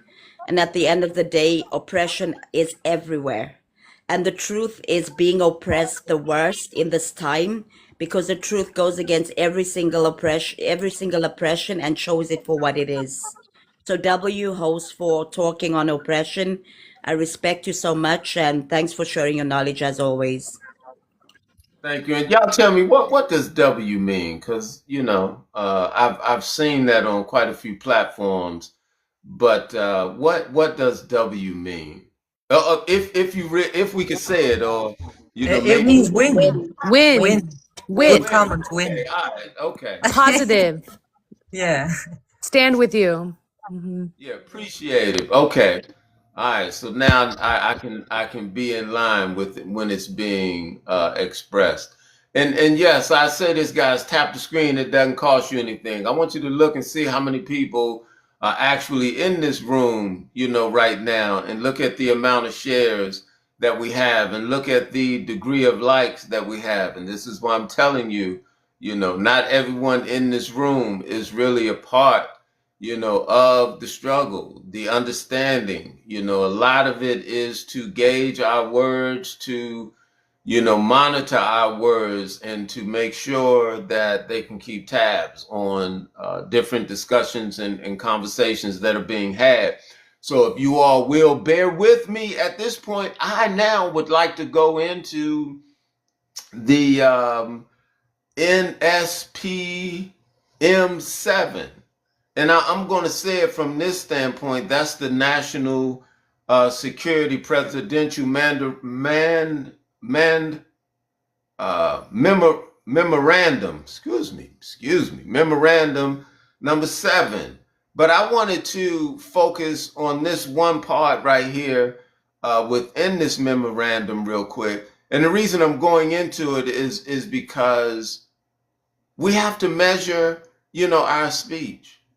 But yet we're supposed to have degrees of liberty and speech, and we're supposed to be able to say certain things, but it's obvious that there are certain people out here that are trying to control the speech. For example, there's a monopoly, or let me say it this way. There appears to be a monopoly on who could use anti-Semitic, right? And, how it gets pushed around to then be converted into an actual crime. And these things are really preposterous, but I just want to point out something real quick that I noticed on its face when talking about this memorandum, because someone brought it to my attention, and I spoke about it on a platform where a doctor was giving her illustrations about what she saw in Gaza, and it wasn't favorable to Israel, and it wasn't a good look for the U.S. And I asked the doctor if, they thought that they would be scrutinized or considered a threat because they're having the conversation based on this memorandum. And they briefly just said they don't think, and I'm paraphrasing, right here. They were saying they don't think I understand, really what this memorandum is really about, or as if, I was conflating it. So I didn't try to argue. I let that be. But I wanted to go to this document, myself, because based on this document, conversations like this will be considered, criminal. I don't know if you all remember the movie Minority Report. If you ever saw the movie Minority Report, just put a 1, in the chat to let me know that you saw Minority Report, and you would know what I'm talking about when they were going around and they were accosting and or arresting people just because they thought they were going to do something. And that movie is, as we talk about, somebody just pointed out how when we get into Hollywood and, we're being entertained, but at the same time, we're being indoctrinated and or shown different things that are going to transpire. Hey, Chef, that movie was portraying instances with respect to where we are right now, or trying to tell us, what was going to transpire. And then DARPA. DARPA is another one, being a part of the Pentagon. I mean, this thing is highly orchestrated, you all, with respect to the propaganda, with respect to the rhetoric, with respect to the conditioning, of our mind. But here we are today living in a real world Minority Report. And again, I don't think I'm going to read the entire thing because so many of you are on stage, and I do want to continue hearing from you all, and I don't want to, just take up all the time. But let me point out this one part right here, and you all should go and read this memorandum for yourself. But the one thing I looked at where it said National Security Presidential Memorandum number 7. It said memorandum for the Secretary of State, the Secretary of Treasury, the Attorney General, and I got to tell you guys something about this Attorney General, the Homeland Security. It says subject, countering domestic terrorism and organized political violence. So they want to counter political violence. And this part right here where he says, by the authority vested in me as president. Y'all pay attention. President, by the Constitution and the laws of the United States of America, he says, I hereby direct the following. Now, just remember that part right there. Now, let me go to what some of the members of Congress and others had to say based on the controversy and legal concerns around what the president feels he's using the Constitution and the laws to put in position and or place. So they say free speech and association. Okay, opponents, including members of Congress and civil society organizations, argue that the memorandum attempts to label dissent as terrorism. That's the Minority Report. Because if they can label dissent as terrorism, this is what they're using to then say, you're creating a crime off of dissent, right? It says dissent as terrorism imposes risk to the First Amendment. So now I want to go back to what the president said, because they just told you that they're looking at dissent to be terrorism and they're making it a crime. And they just said this poses a risk to the First Amendment. But this is what the president said. He said he got authority by the Constitution and the laws. So the president is under the impression that the Constitution goes against the First Amendment, and through the Constitution, they can charge you for dissent. Y'all, that doesn't make sense. So this brings me to the thing I wanted to tell you about the Attorney General's office. So the Attorney General and all of these people within this governmental agency, they're passing these laws and they're writing these memorandums and these executive orders. They don't check them for the constitutionality and or if they're lawful or not. They don't. What the Attorney General has said, and this is a practice across any of their offices, you can fact check it because I love dealing with evidence-based academic research. But this is what the Attorney General's office across the board has stated. When it comes to these statutes, they say they do not check them for to see if they're constitutional. They just take it on its face and they assume that it is. But you all know the lobbyists are having these laws written and procured so that they can conduct certain businesses through and or with the government. But the people, on the other hand, that's doing all this voting, when these laws are passed, they're under the impression that there's some truth to these laws, that these laws are being vetted. They're not understanding how these laws are being written just to benefit, a few corporations and or an interest of the government. But when it comes to your right and or constitutionality, no one's checking it for that point. And for that reason, we suffer.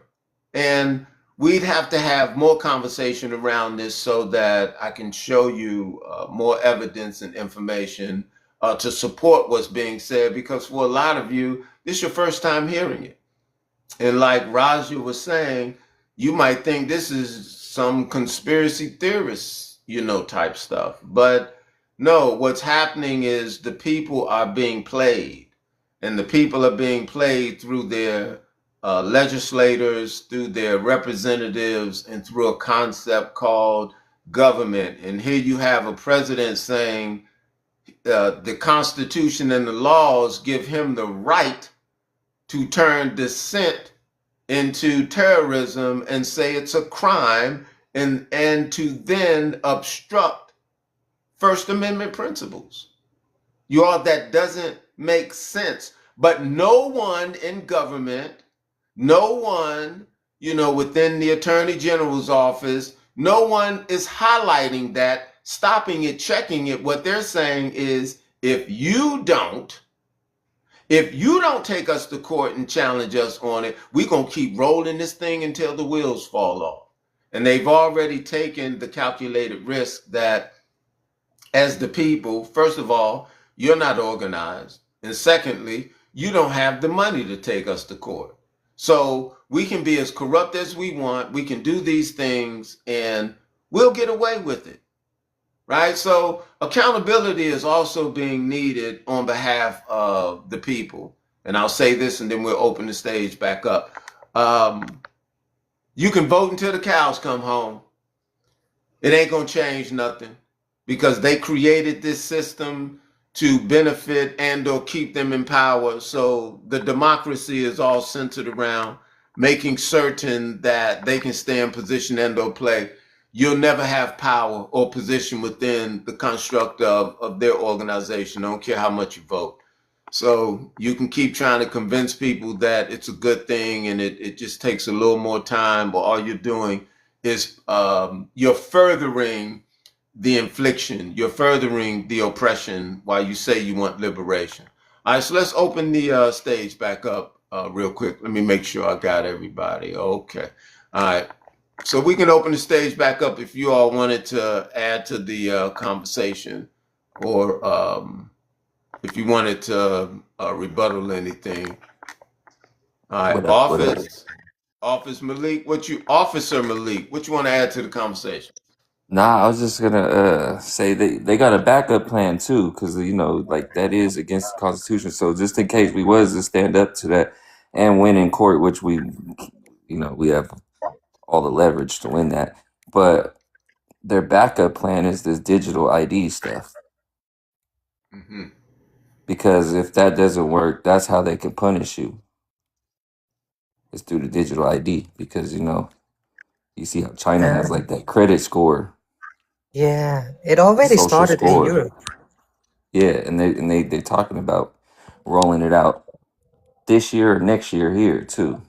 So Like in UK, it started. You know how it yeah, starts in the European Union is like, let's say you have a Visa payment method, right? When you go on a website and stuff. So every country had their own payment method. What they want to do is make it one payment method that's valid for the rest of whole of Europe. So it's going to be like, for example, Visa, where everyone is able to use the same payment method. It's valid for all the other countries. But as you said, it's going to be digitalized, which is basically already happening because lots of places don't really take cash. So you start paying with your app here and there, you already are digitalized. It's just, for the hell of it to make it official. We already do like digital e-codes for your I don't know, for your citizenship or whatever you need to do with the municipalities. Everything is coded, everything is digitalized. And it's not even to actually prevent criminals. Like when they told us that we were only able to withdraw about 1,500 euros, they were mentioning that it was to prevent money laundering and criminalization and stuff. And I'm thinking, well, the biggest criminals don't go around with 1,500 euros. Like, it's just maybe some money that I could maybe purchase a car or a car radio with. I don't know, but it's just overall, it's happening and it's already there. Like with the nano chips and stuff. I really feel like we are starting to become slaves, not only in with the digitalization and stuff, but also with our health. Like we don't get to be so healthy with the things we choose to eat. Even if I get to buy an egg from the supermarket, they already started emptying the chickens with COVID shots. I never took the COVID shot. Now I have to eat it. You see, like all in all, we're becoming slaves more and deeper and deeper. Overall, the bigger picture for me is for the Zionists to have us have a one big war with the Christians and the Muslims to have us under control. They already started meddling with our religions. They already started raising up fake imams, sending them to Islamic schools in the United States. They were caught in Turkey, like 2 Mossadi imams were caught in Turkey for spreading false messages. That's how it starts. They are like within the societies we are in. There are Palestinians that actually snitch on people. Like it's getting really dangerous, more than we actually come to find out. When I go to protests and demonstrations, I have to think twice or even 3 times to figure, are these people Zionist? Because if I get locked up or if I get caught there, my information is registered. See, it's easy for you to register me when I go demonstrate. It's easy for them to hype us up because we want to do something good. So we should all be very, very wary about our steps and the moves we make. I just want to give you all that. It's really closer than you think, and I'm just a normal civilian. Yeah, absolutely. So much that I'm continuing to say we're just different types of slaves here today. And again, my whole point about for us as people, like you can just walk into this and accept, the oppression even more as they move it to digitization, and that will be another degree of oppression and or control. They've already shown within the illustrations of their entertainment what that looks like. It means you won't be able to purchase this, or if they wanted to penalize you, they'll put a sanction or an embargo on you just because you have this dissent per se. And I think that's what the officer Malik was speaking about as far as a backup plan. So this is why I'm saying for us as people, time is limited, and you can continue to procrastinate or you can continue to be distracted, but it's really important for us to not consider just local, regional, and national, but we have to have a network and strategy to where we're connected internationally and we're standing in solidarity against the common thread of corruption, oppression, because these people are moving fast. And yes, they have a lot of money, they have a lot of influence, they have a lot of prestige, okay? And people are rolling over for this because they want to feed their belly. And for the fact that you want to feed your belly, I get it. But the ultimate point of what you're giving up or what you're allowing yourself to be pushed down into in the end, you're going to wish, that you had a little bit of discipline to resist, because it's not going to be pretty. So here's the other thing I wanted to say about this whole digitization thing too, is a lot of what we're witnessing within the political theater, it's manufactured. And it's manufactured because these crises have to be created so that you don't have water, you don't have, food, you don't have these things that are just the basic necessity of life, because now they can roll in, after creating so much chaos, they can then come in like the heroes and say, hey, we're going to help you out, but this is the way we're going to do it now. It's going to be over this system. Y'all come register, y'all come sign up. And we would be positioning ourselves, to be a part of the oppression, because we need basic things: water, food, shelter. And that's a part of the trick. So if we don't mount up as people and come to look at alternatives and set up systems to where we can function outside of what they're positioning for us to function, it's going to be it's only going to get worse. Let me say that. They can talk about a border peace, and they can talk about democracy. All that's BS. All they're concerned with is maintaining the European superiority that they have in position and or place, and figuring out ways to oppress and control the world even more. So we'll open the stage back up for any comments, any rebuttals.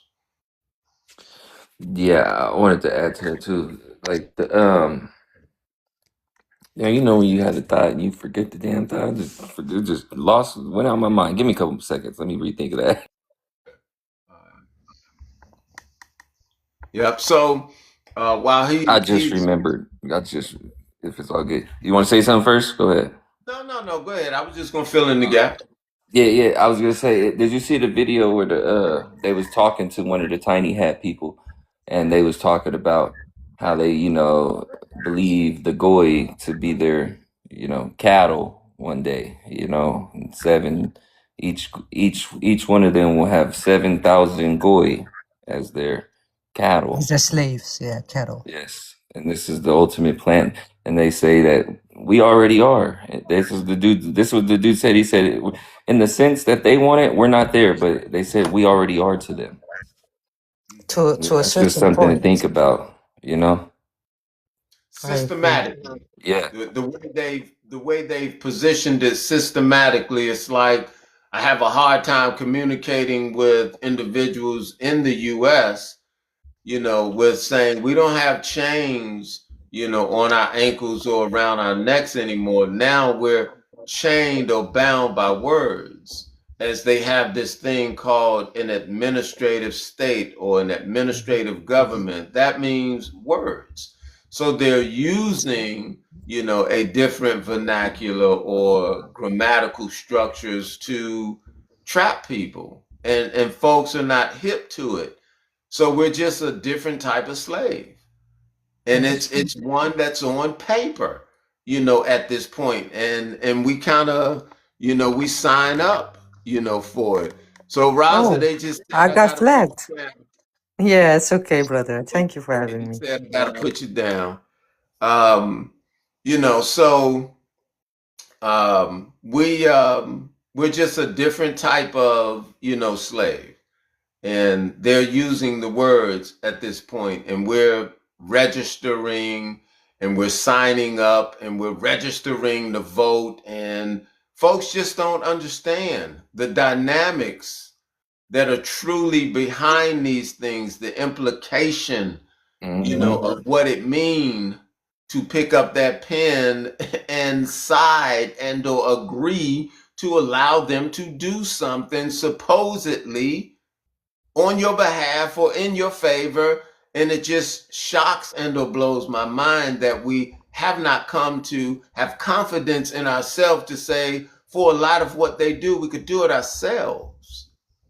And we don't have to have the interaction with them in that sense, but a lot of folks, because of where we are within livelihood, we feel like we can't survive, without these people, and that's going to be Exactly. undoing. Yeah, and you know, me and my brother were talking one day because he was like, bro, when I was growing up, they taught us in economics, that you want your rent to be around 25-30% of your income. He said, right now, people paying 60% of their income in rent. Mhm. And he's like, you think about it, they're not letting us have nothing right now. They're weakening us so much to where, like, how can you even, fight against it the way that, like, they want us to be weak. Like, we can fight, but like they're making it as hard as they can for us to do things. You know what I mean? Yeah, absolutely. Yeah, and this is my thing about this thing about government and how folks think they can vote, and they feel registering to vote, and if we just get enough people, then we can turn this thing around. And I'm saying they created this thing to do a particular thing. It's like they have an agenda, they have an interest. Anybody that come into their system, if you're not willing to focus on the agenda and the interest that they've established, they're not going to give you the power. They're not going to let you be the majority. If you then side with the things that they want to be done, then they'll allow you to come in, because you will then help to prop and or push what it is that they have in position and or place. That goes to a lawmaker that I was dealing with years ago on a justice initiative centered around police reform.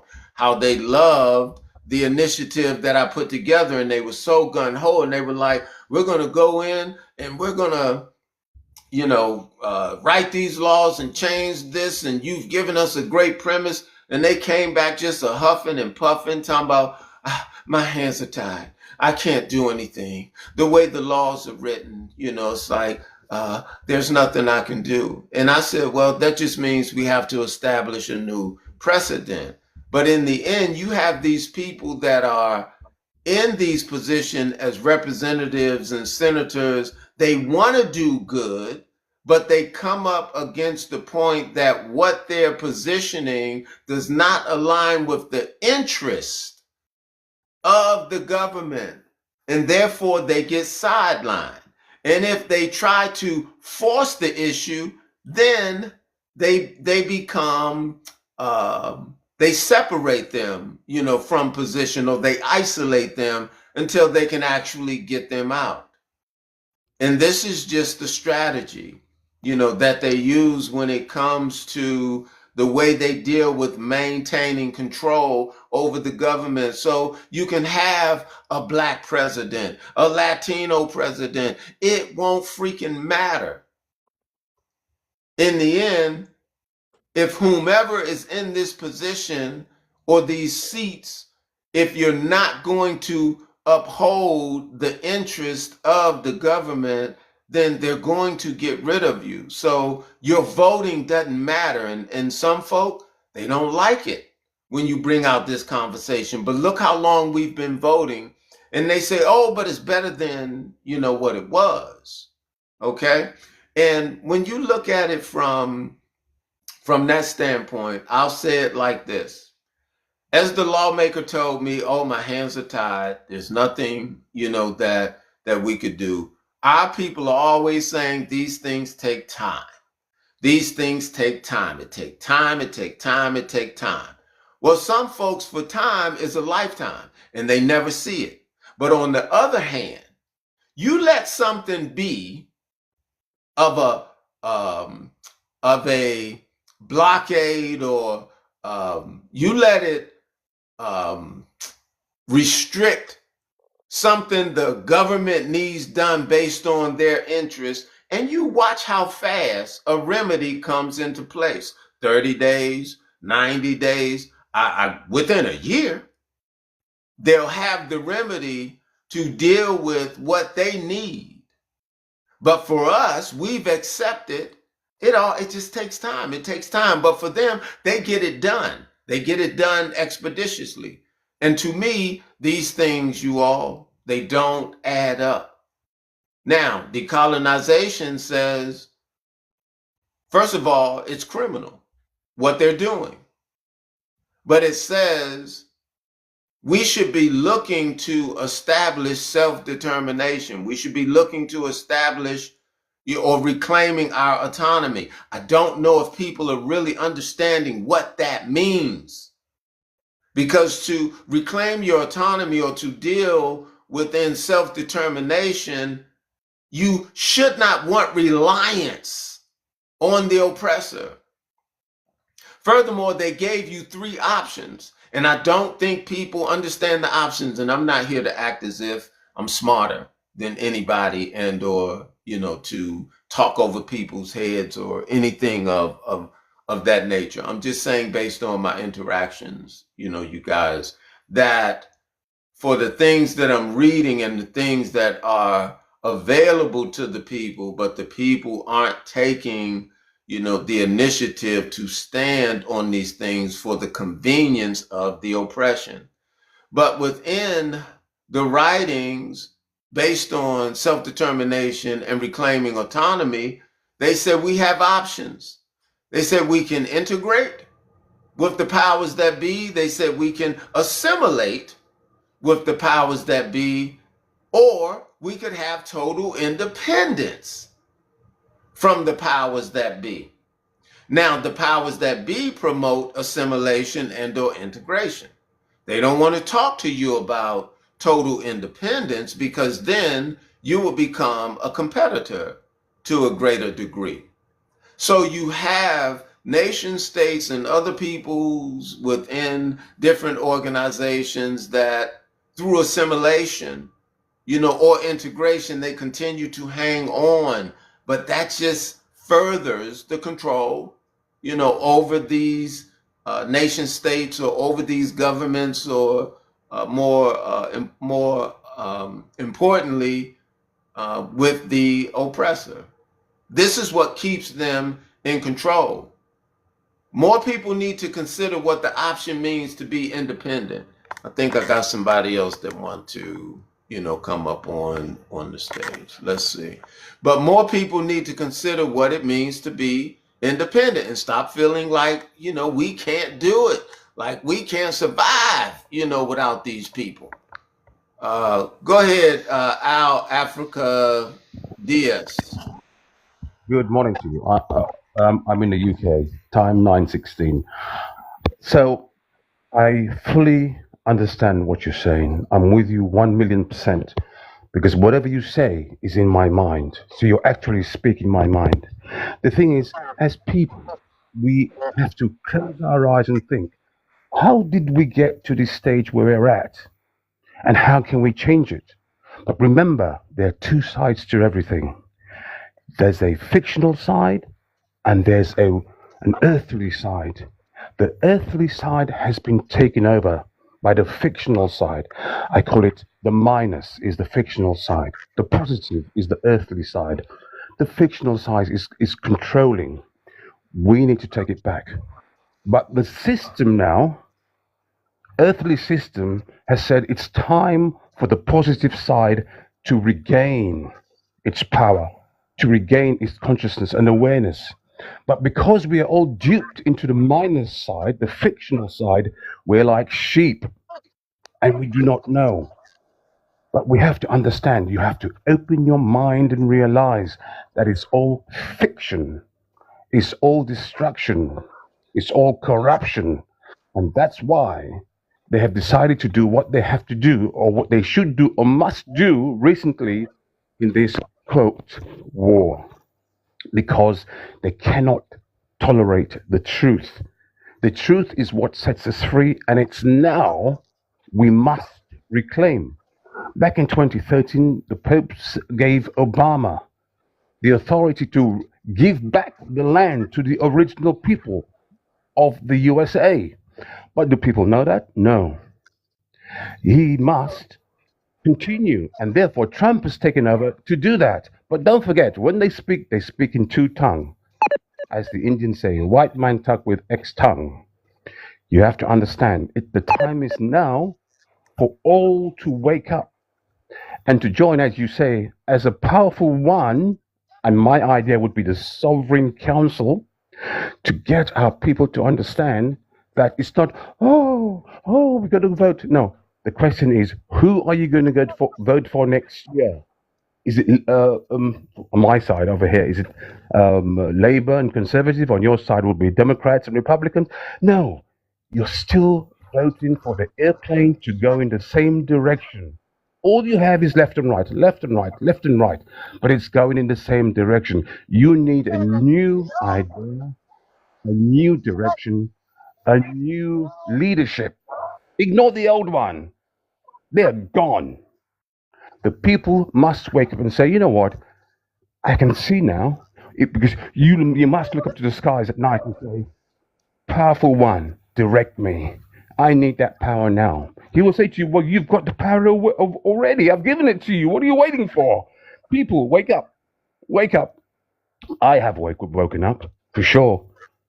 I have told the courts in the UK I wish to have no more of it. I have claimed my authority back.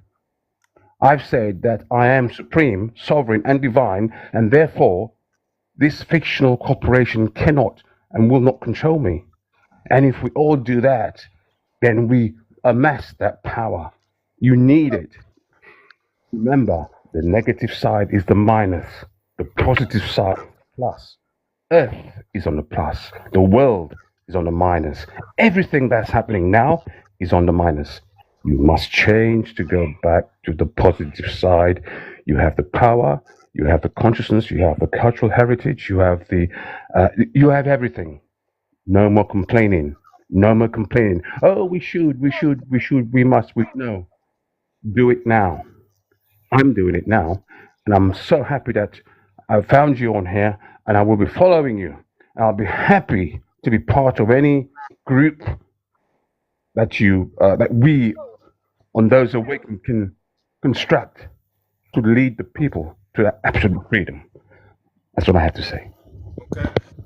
I want to say this, guys, tap the screen. It doesn't cost you anything. And to one thing he was pointing out, I also like to note for the conversation about creating networks, not only locally, regionally, nationally, but internationally, we have to understand everybody is not going to want to be, associated, and it's okay. But for those of us that do understand, the importance of this, then we need to move, and we need to move with urgency. Let me open it up to Nancy. After Nancy, then it's going to be Buzz Tech. So Nancy, Buzz Tech, and then Truth. Truth came back. Nancy, go ahead, Nancy. Nancy Robinson, if you're talking, you're on mute. Okay, Nancy having an issue getting to her mic.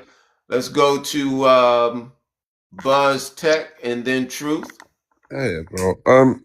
I like the message. I think it's good that you're seeing, that you're trying to unite the people to bring peace. I love that. I think it's definitely in my nature to do so also from the United Kingdom.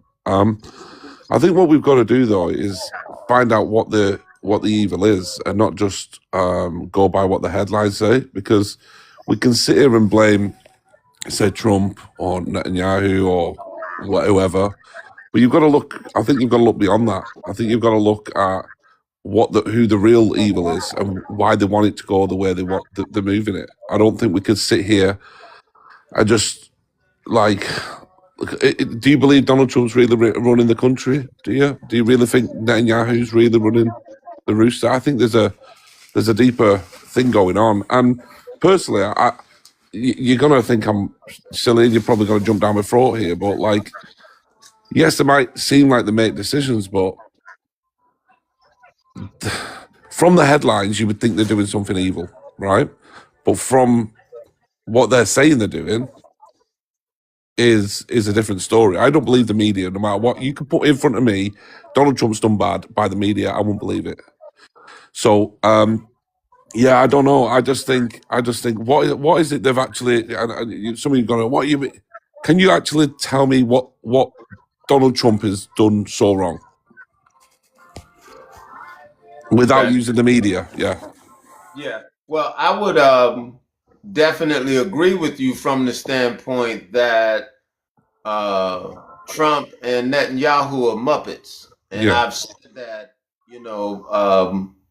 on many different occasions. For those of you that don't know what a Muppet is, I mean, it's basically, someone's controlling, them, and there are families or corporations behind the scene that we don't know about. Mm. And these are the things that, we have to further explore. Also, in association to, what it means to separate ourselves, from it, because these are the controlling factors to governments across the globe. I mean, they've made their networks for generations and ages. So what we're up against is not a small thing, but that doesn't mean, that we have to continue allowing ourselves to be, restricted, by it. Mm.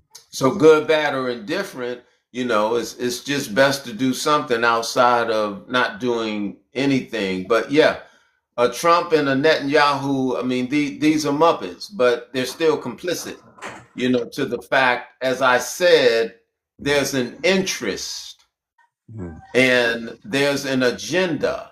Whether you can see it for how it's been written, they have it and they use it to maneuver, and or run within governments. They have people that are considered representatives and senators to do their bidding to make it seem legitimate. Okay, legitimate is a word that means proper, appropriate, and just. Okay, in the sense of lawfulness and or legal terms. So it's a farce, but well orchestrated. Yeah.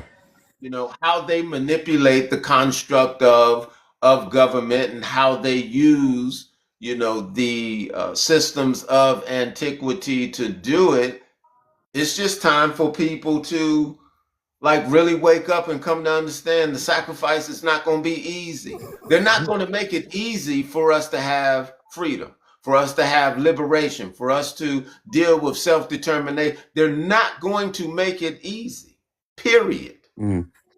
Okay, so I do appreciate you. Can I just sorry, I just asked that question regarding what has Donald Trump actually done, and I don't think I got an answer. I know Hey, people in the host, comments say, I'd like what to did say he? something about that. Yeah, what has he actually done?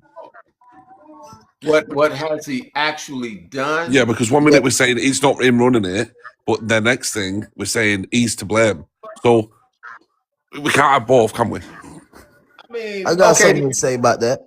Okay, I'm gonna let you say it. I'm gonna let you say it for real. I think what my gentleman trying to get at is basically what has Trump done personally, for people to feel like he's done something wrong. I mean, personally, he hasn't done anything to me, but he's not doing anything to help our country. So yeah, I take that personal. Okay. Because if you're not putting our country first, then I do take that personal. Because I got kids in this country. I live here. You put my life in jeopardy, kids' life in jeopardy. So that lets me. But it's not even Trump though. That's what I'm saying. That's my point. Like, yeah, if Trump it's not, showed us that I he mean, has he got like handlers. 27 SA allegations, and he's all over the files. The allegations, so, right? Bro, I mean, he paid out of court. Trump, so I mean, come on. That I doesn't just mean want to he's say guilty. one thing real quick. Just systemic racism is basically what Trump is. Trump is a perfect example of white supremacy, and that's why it's accepted. It is accepted. We can't deny that white supremacy is accepted all around the world, and that's why America goes around and do what they do. Nobody's gonna put a stop to it, and who's gonna be the kid on the playground to come against the big bully? Like, be for real. That's what's going on right now. Hold on 1 second, Chosen One, and hold on 1 second, Buzz Tech, because I did answer your question, Buzz Tech, but I don't think it was an answer that you were looking for.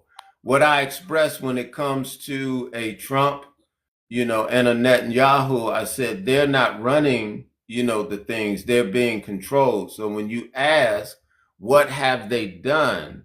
What they're doing, they're facilitating the interest, of the individuals being corporations and or families. They're doing their bidding. Now, I don't have the actual list as to what that bidding, is, but I've had enough experience and or involvement, as I said, even with the lawmaker myself, who then come back and tell me their hand is tied when it comes to being able to do something that's truly good for the people. And they love the idea, but when it comes to something that plagues the agency itself, you'll get a remedy within a month, 3 months, and definitely, within a year. So I did answer your question. I just didn't specifically say, Yeah, that what they it was. opened 10 McDonald's or they shut down 20 Walmarts. But, I answered I your think that's question. probably what I was looking for. Like I said, but I get your point. Obviously, if he's partaking in, some facilitating of some sort, then you're a part of it. You're guilty of. Yeah, I get your point. But yeah, I was looking really. I mean, for specifics because he's getting this. He's got a bad name, but no one can ever tell me this is. Do you not think this is bad? What he's done? Do you not think this is bad? No one can ever say that. They can just say A what you've lot of said. a lot of what they do is not all specific, Yeah, because a lot of what they do is covert. I mean, a lot of what they do is in-house. I yeah, mean, we don't have half the truth as far as like what they do and how they do and what they're that's true. moving. Mm. We don't know May I those say things. something, host? That's so true, by the way. Yeah, listen, I wanted to come up. Thank you for answering that. I On his appreciate it, question, may brother. I say something to that on his question, host? Okay, go ahead. I was gonna say his tariffs literally like destroyed the farming industry in America and put farmers like in the worst situations they've ever been in.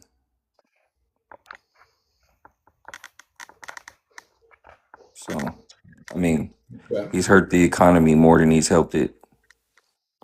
The FG person, they are just Syrian refugees and they're just looking for coins. I know they are. They follow me around.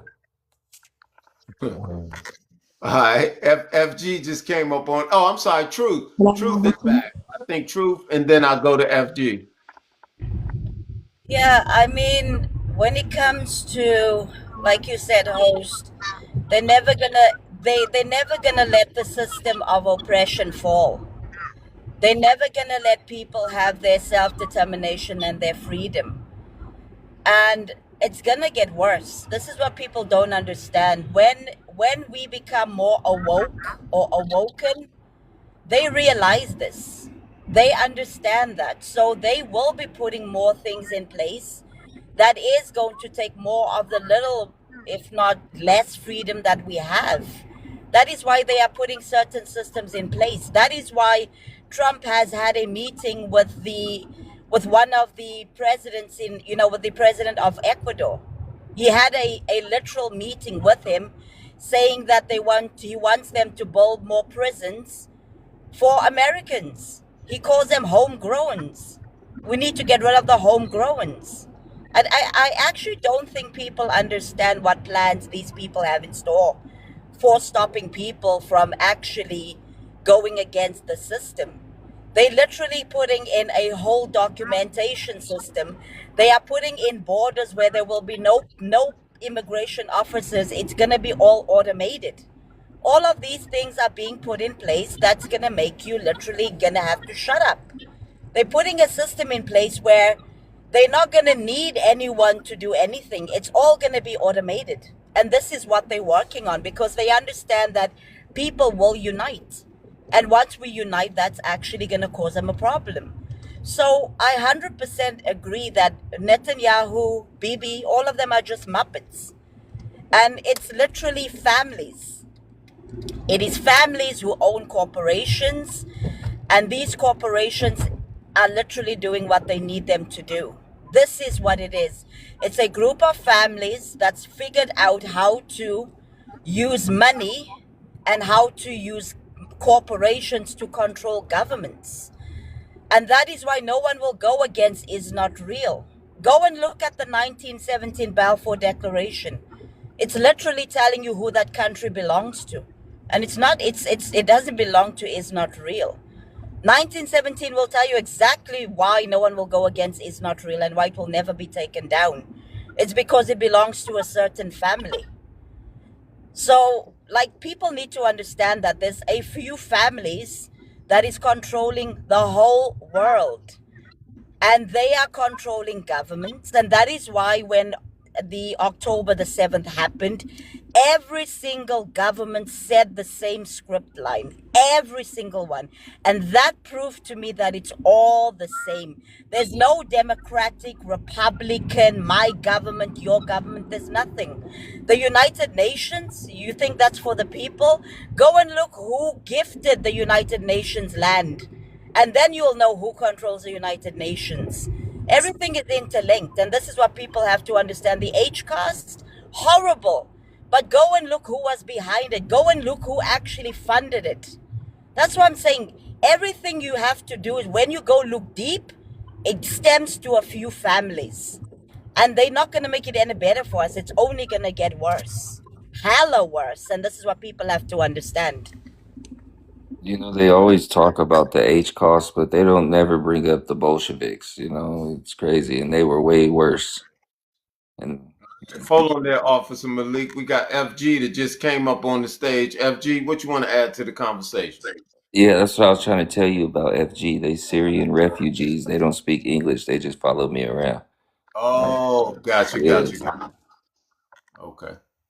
Yeah, I heard you. I didn't know what you were talking about, but that's pretty interesting. You said they just follow you around. But what you're saying, truth is very much relevant, and again, that's why I'm just pointing out if we don't make a turn, if we don't make a commitment.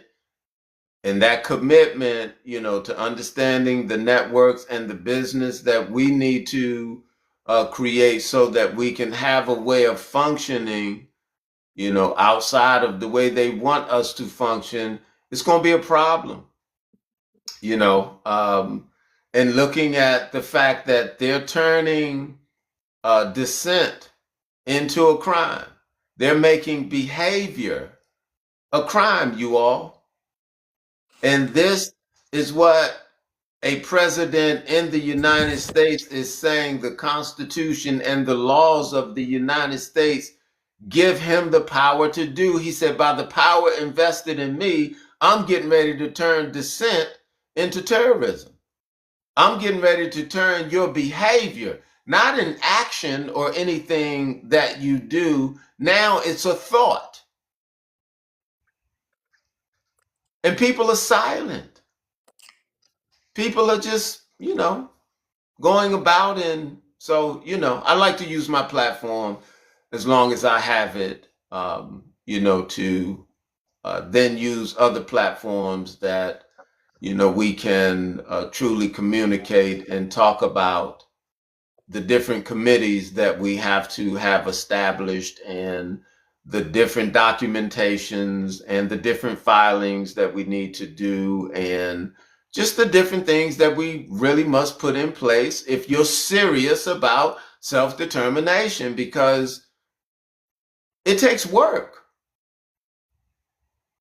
It takes people to be able, no different than what you call a founding father of, this United States and how they decided, they wanted to function. It takes work.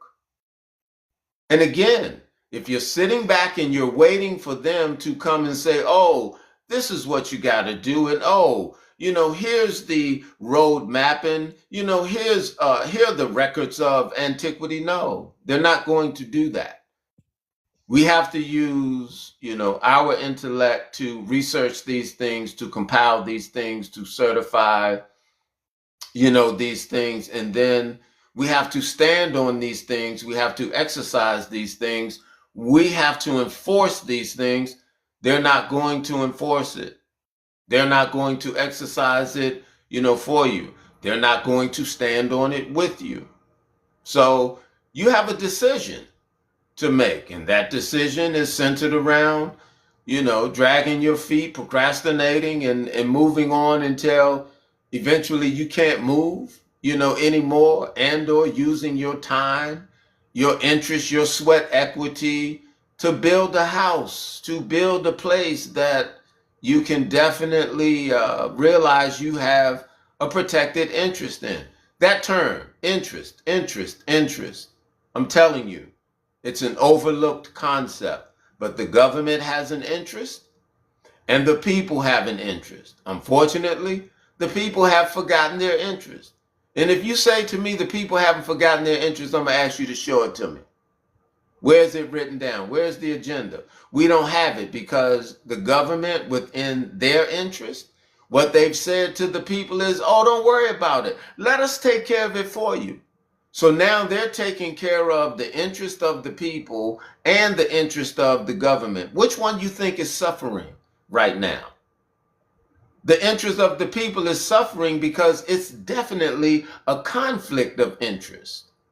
For them to deal with their interest and so-called interest of the people? No. But how often do you hear them say, oh, this is in the interest of the people? And those are just words. They've done nothing truly to benefit the organic interest of the people because the people have abandoned their position and or post and have allowed them to lead and or direct the way. So for that, you have no control, you have no decision, you're just a different type of slave. OG, Go ahead. I thought it was interesting, man, when I found out that Nancy Pelosi, she left office with millions of dollars, man. And that's why sometimes when people be trying to make it seem like it's a Republican and Democrat thing, I'm like, man, how can that be when they both are eating and profiting from us and they're profiting from the secrets that they know, the knowledge that they know. And it's like they're not thinking of the best interest of the people. And most of the time, people are being bamboozled because all we doing is going out there and vote, vote, vote, but we're not getting any help. And to me, a lot of that, we need to debunk a lot of that, especially in the Black community, bro, because it's a lot of people that's still out here, bro, preaching this vote thing as if that's gonna help us out of this situation that we're in, bro. Like, we're in a deep hole right now, bro, and I don't see the government turning around and wanna help us. And it's not just Black people. It's almost like it's everybody. I think 2026 is showing them that everybody's in this hole.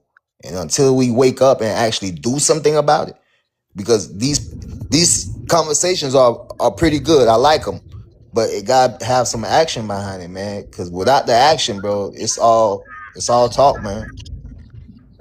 Truth. Hold on, Truth. 1 second. Guys, I just have a friend of mine that just came up on the stage, Abu Siraj. Abu is on the stage, and I want to tell you, if you can follow Abu. He does news every day for the most part. Abu is in Gaza as well, and he gives the different perspective from the standpoint of the news and what's actually happening within that region. So, if you don't want Al Jazeera and you don't want CNN, I ask that you follow Abu, and when he go live, you'll have an opportunity to hear some things and also interact, with him and the panel, as well. Truth, I'm gonna come back to you, and then I got Najja, but Abu, welcome to the stage. What you want to add to the conversation? Assalamu alaikum. Thank you, brother, for giving me the chance to be up on the panel. Hello, everyone. I hope all of you are doing well. It's truly disappointing that we live in a time where our governments don't care about us. They were supposed to be working to serve us, working for the benefit of us, but instead, they are acting like tools of oppression, like tools of occupation. We have a saying here in Palestine that all of the countries around the globe are occupied except Palestine is still fighting. I think that after Sykes-Picot and how they divided the region here in the Middle East, the colonizers of France, Britain, they have divided this part of the world into segments or into countries. We used to be one entity. We used to be united. We used to be caring about each other. But they came and they applied what is called as divide and conquer. They divided us into segments, into smaller countries, and now each country cares about itself, and they planted these governments or these regimes to oppress and suppress the people of this region instead of working to grow or to thrive. So now, with no matter what happens in Gaza or Lebanon or Syria or Yemen, you see the other neighboring countries that used to be one watching from far away and not willing to do anything. Actually, in some cases, they are helping in protecting the Zio entity, helping in sending aid to the Zio entity while they are refusing to send anything for my people, the people of Palestine or the ones suffering in Gaza. So when it comes to governments, as someone living in the Middle East, I totally get it, and I can see clearly that they don't care about their own people, but their sole goal is to oppress and suppress their own people. You see them having armies, weapons, but they don't use it to defend their brothers and sisters, but they are definitely willing to use it against their own people, just like we witnessed that happening in Egypt after the military coup took place, or even Jordan, when the Jordanian people decided to protest for Palestine, they deployed the army and the police to suppress them, as if supporting Palestine is a crime nowadays. I wanted to say that in general, but in particular, I would like to inform you that the humanitarian situation here in the Gaza Strip is deteriorating, in which the Israeli occupation forces are still restricting the amounts of aid coming into the Gaza Strip. As a result, the majority of people here are struggling when it comes to providing basic needs like food, water, and medication, things that they have the right to acquire, but our occupier is not allowing us to have them. You go and take a walk among the tents, in which 80% of the people in Gaza are displaced, homeless. They are using tents that are worn out and damaged. You see them struggling to survive, not knowing what to do and just waiting for the unknown, leaving the people of Palestine with no choice but to keep fighting in order to build a better life and a better future for our kids and for the future generations. The Israeli occupation forces, despite the so-called ceasefire that Trump announced 6 months ago, they have unalived more than 760 Palestinians, and not a single day passes by without them attacking, airstriking, demolishing houses in Gaza.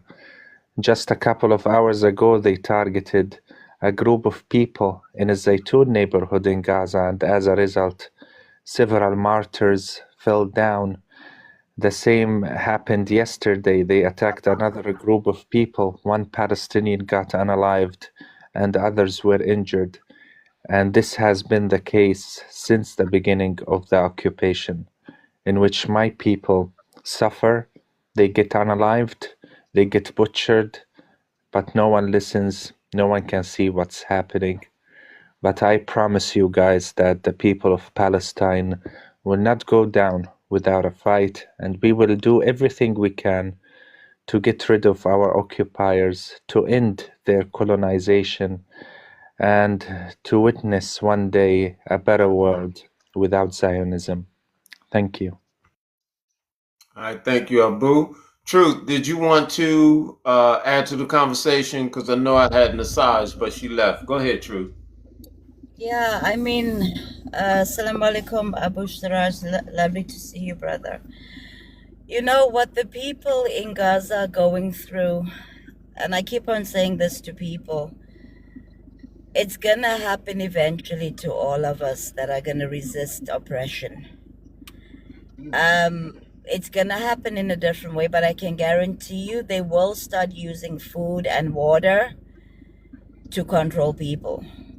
Gaza is a testing ground, and this is what people don't understand. Palestine is a testing ground to humanity to see if they can do this to genocide of people and what we are going to do. And what we have done is nothing.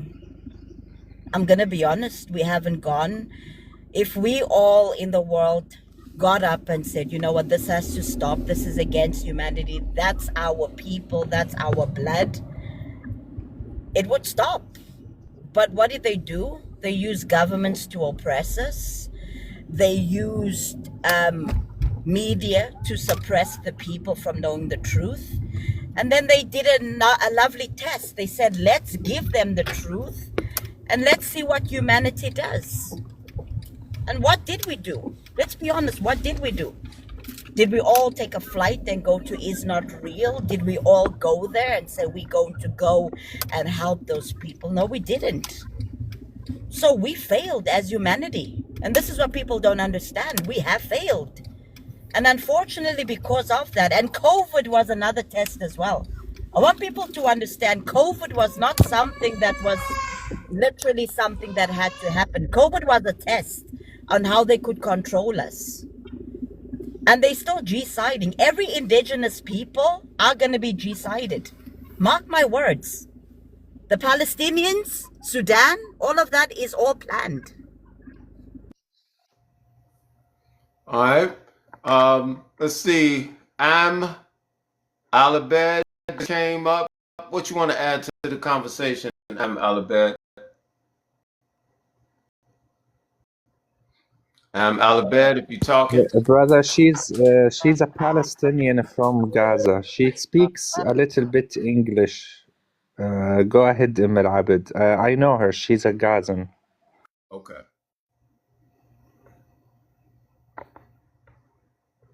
Are you trying to speak? Salam everyone. I don't know if you can hear me because the internet connection is very bad. Milan, what you want to add to the conversation?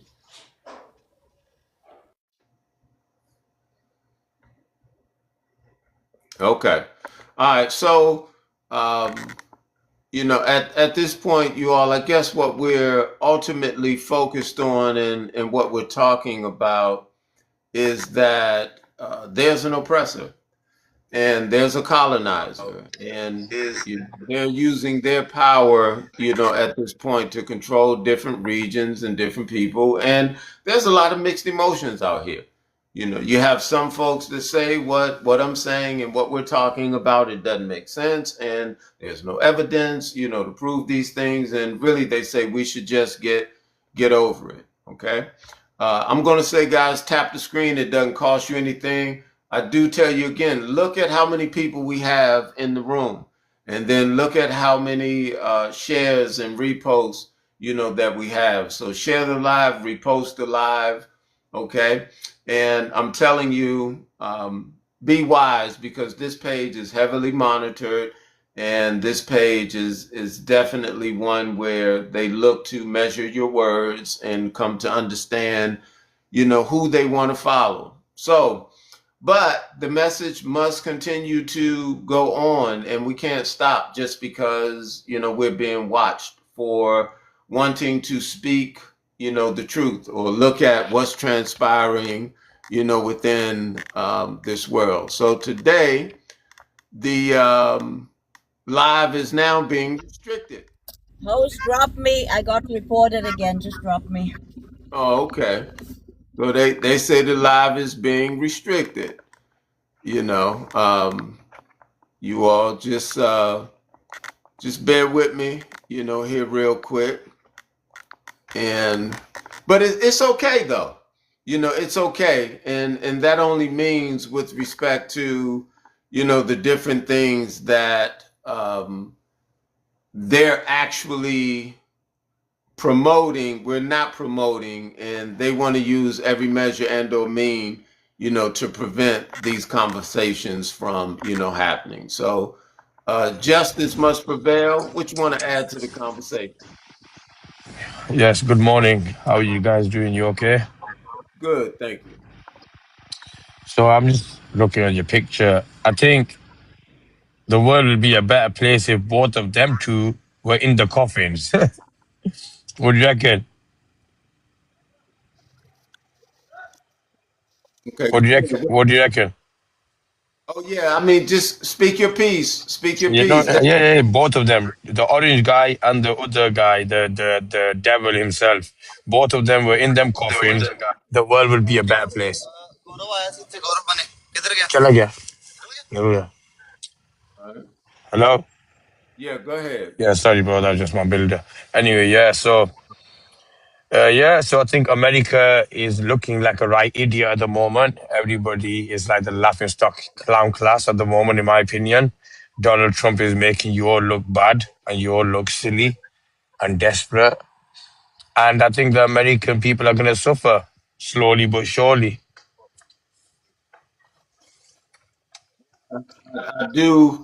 I do agree with the point of the suffering coming to the United States, and it's unfortunate that folks over here do not think, it can happen, or they do not think it is going to happen. But it's No, definitely. I don't mean like a terror attack. I mean more of a false flag maybe operation, or maybe just the economy. Slowly but surely, you're gonna get slowly but surely squeezed, and everyone's gonna suffer, I think. Yeah, well, what I mean is not having food, not having water. I mean Yeah, that yeah, that yeah, yeah, yeah, yeah, that's yeah, a yeah. different type of attack. Yes, Okay. yes, Um, so the concept of, conflict and or war happens in so many different ways. And, it's just over here in the US, folks are comfortable. They have a convenience, yeah. and that convenience has spoiled the minds of the people. Yes, I agree with you. For that reason, they're going to be like upset. When the upset, when it takes place, they're going to be upset. And what I mean by upset is they're going to be caught off guard. Do you And support what your country is doing in Iran right now? do I support it? No, I don't support that. Thank you. That's good. Good to know there's some clever Americans still left.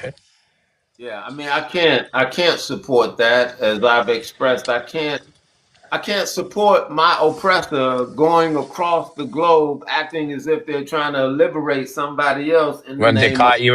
can't even help you out. Yeah. When they can't even help their own people out. So that part doesn't make sense to me. That's good. That's good. So I was just what do you reckon then? What do you reckon? He's gonna lose the House and the Senate?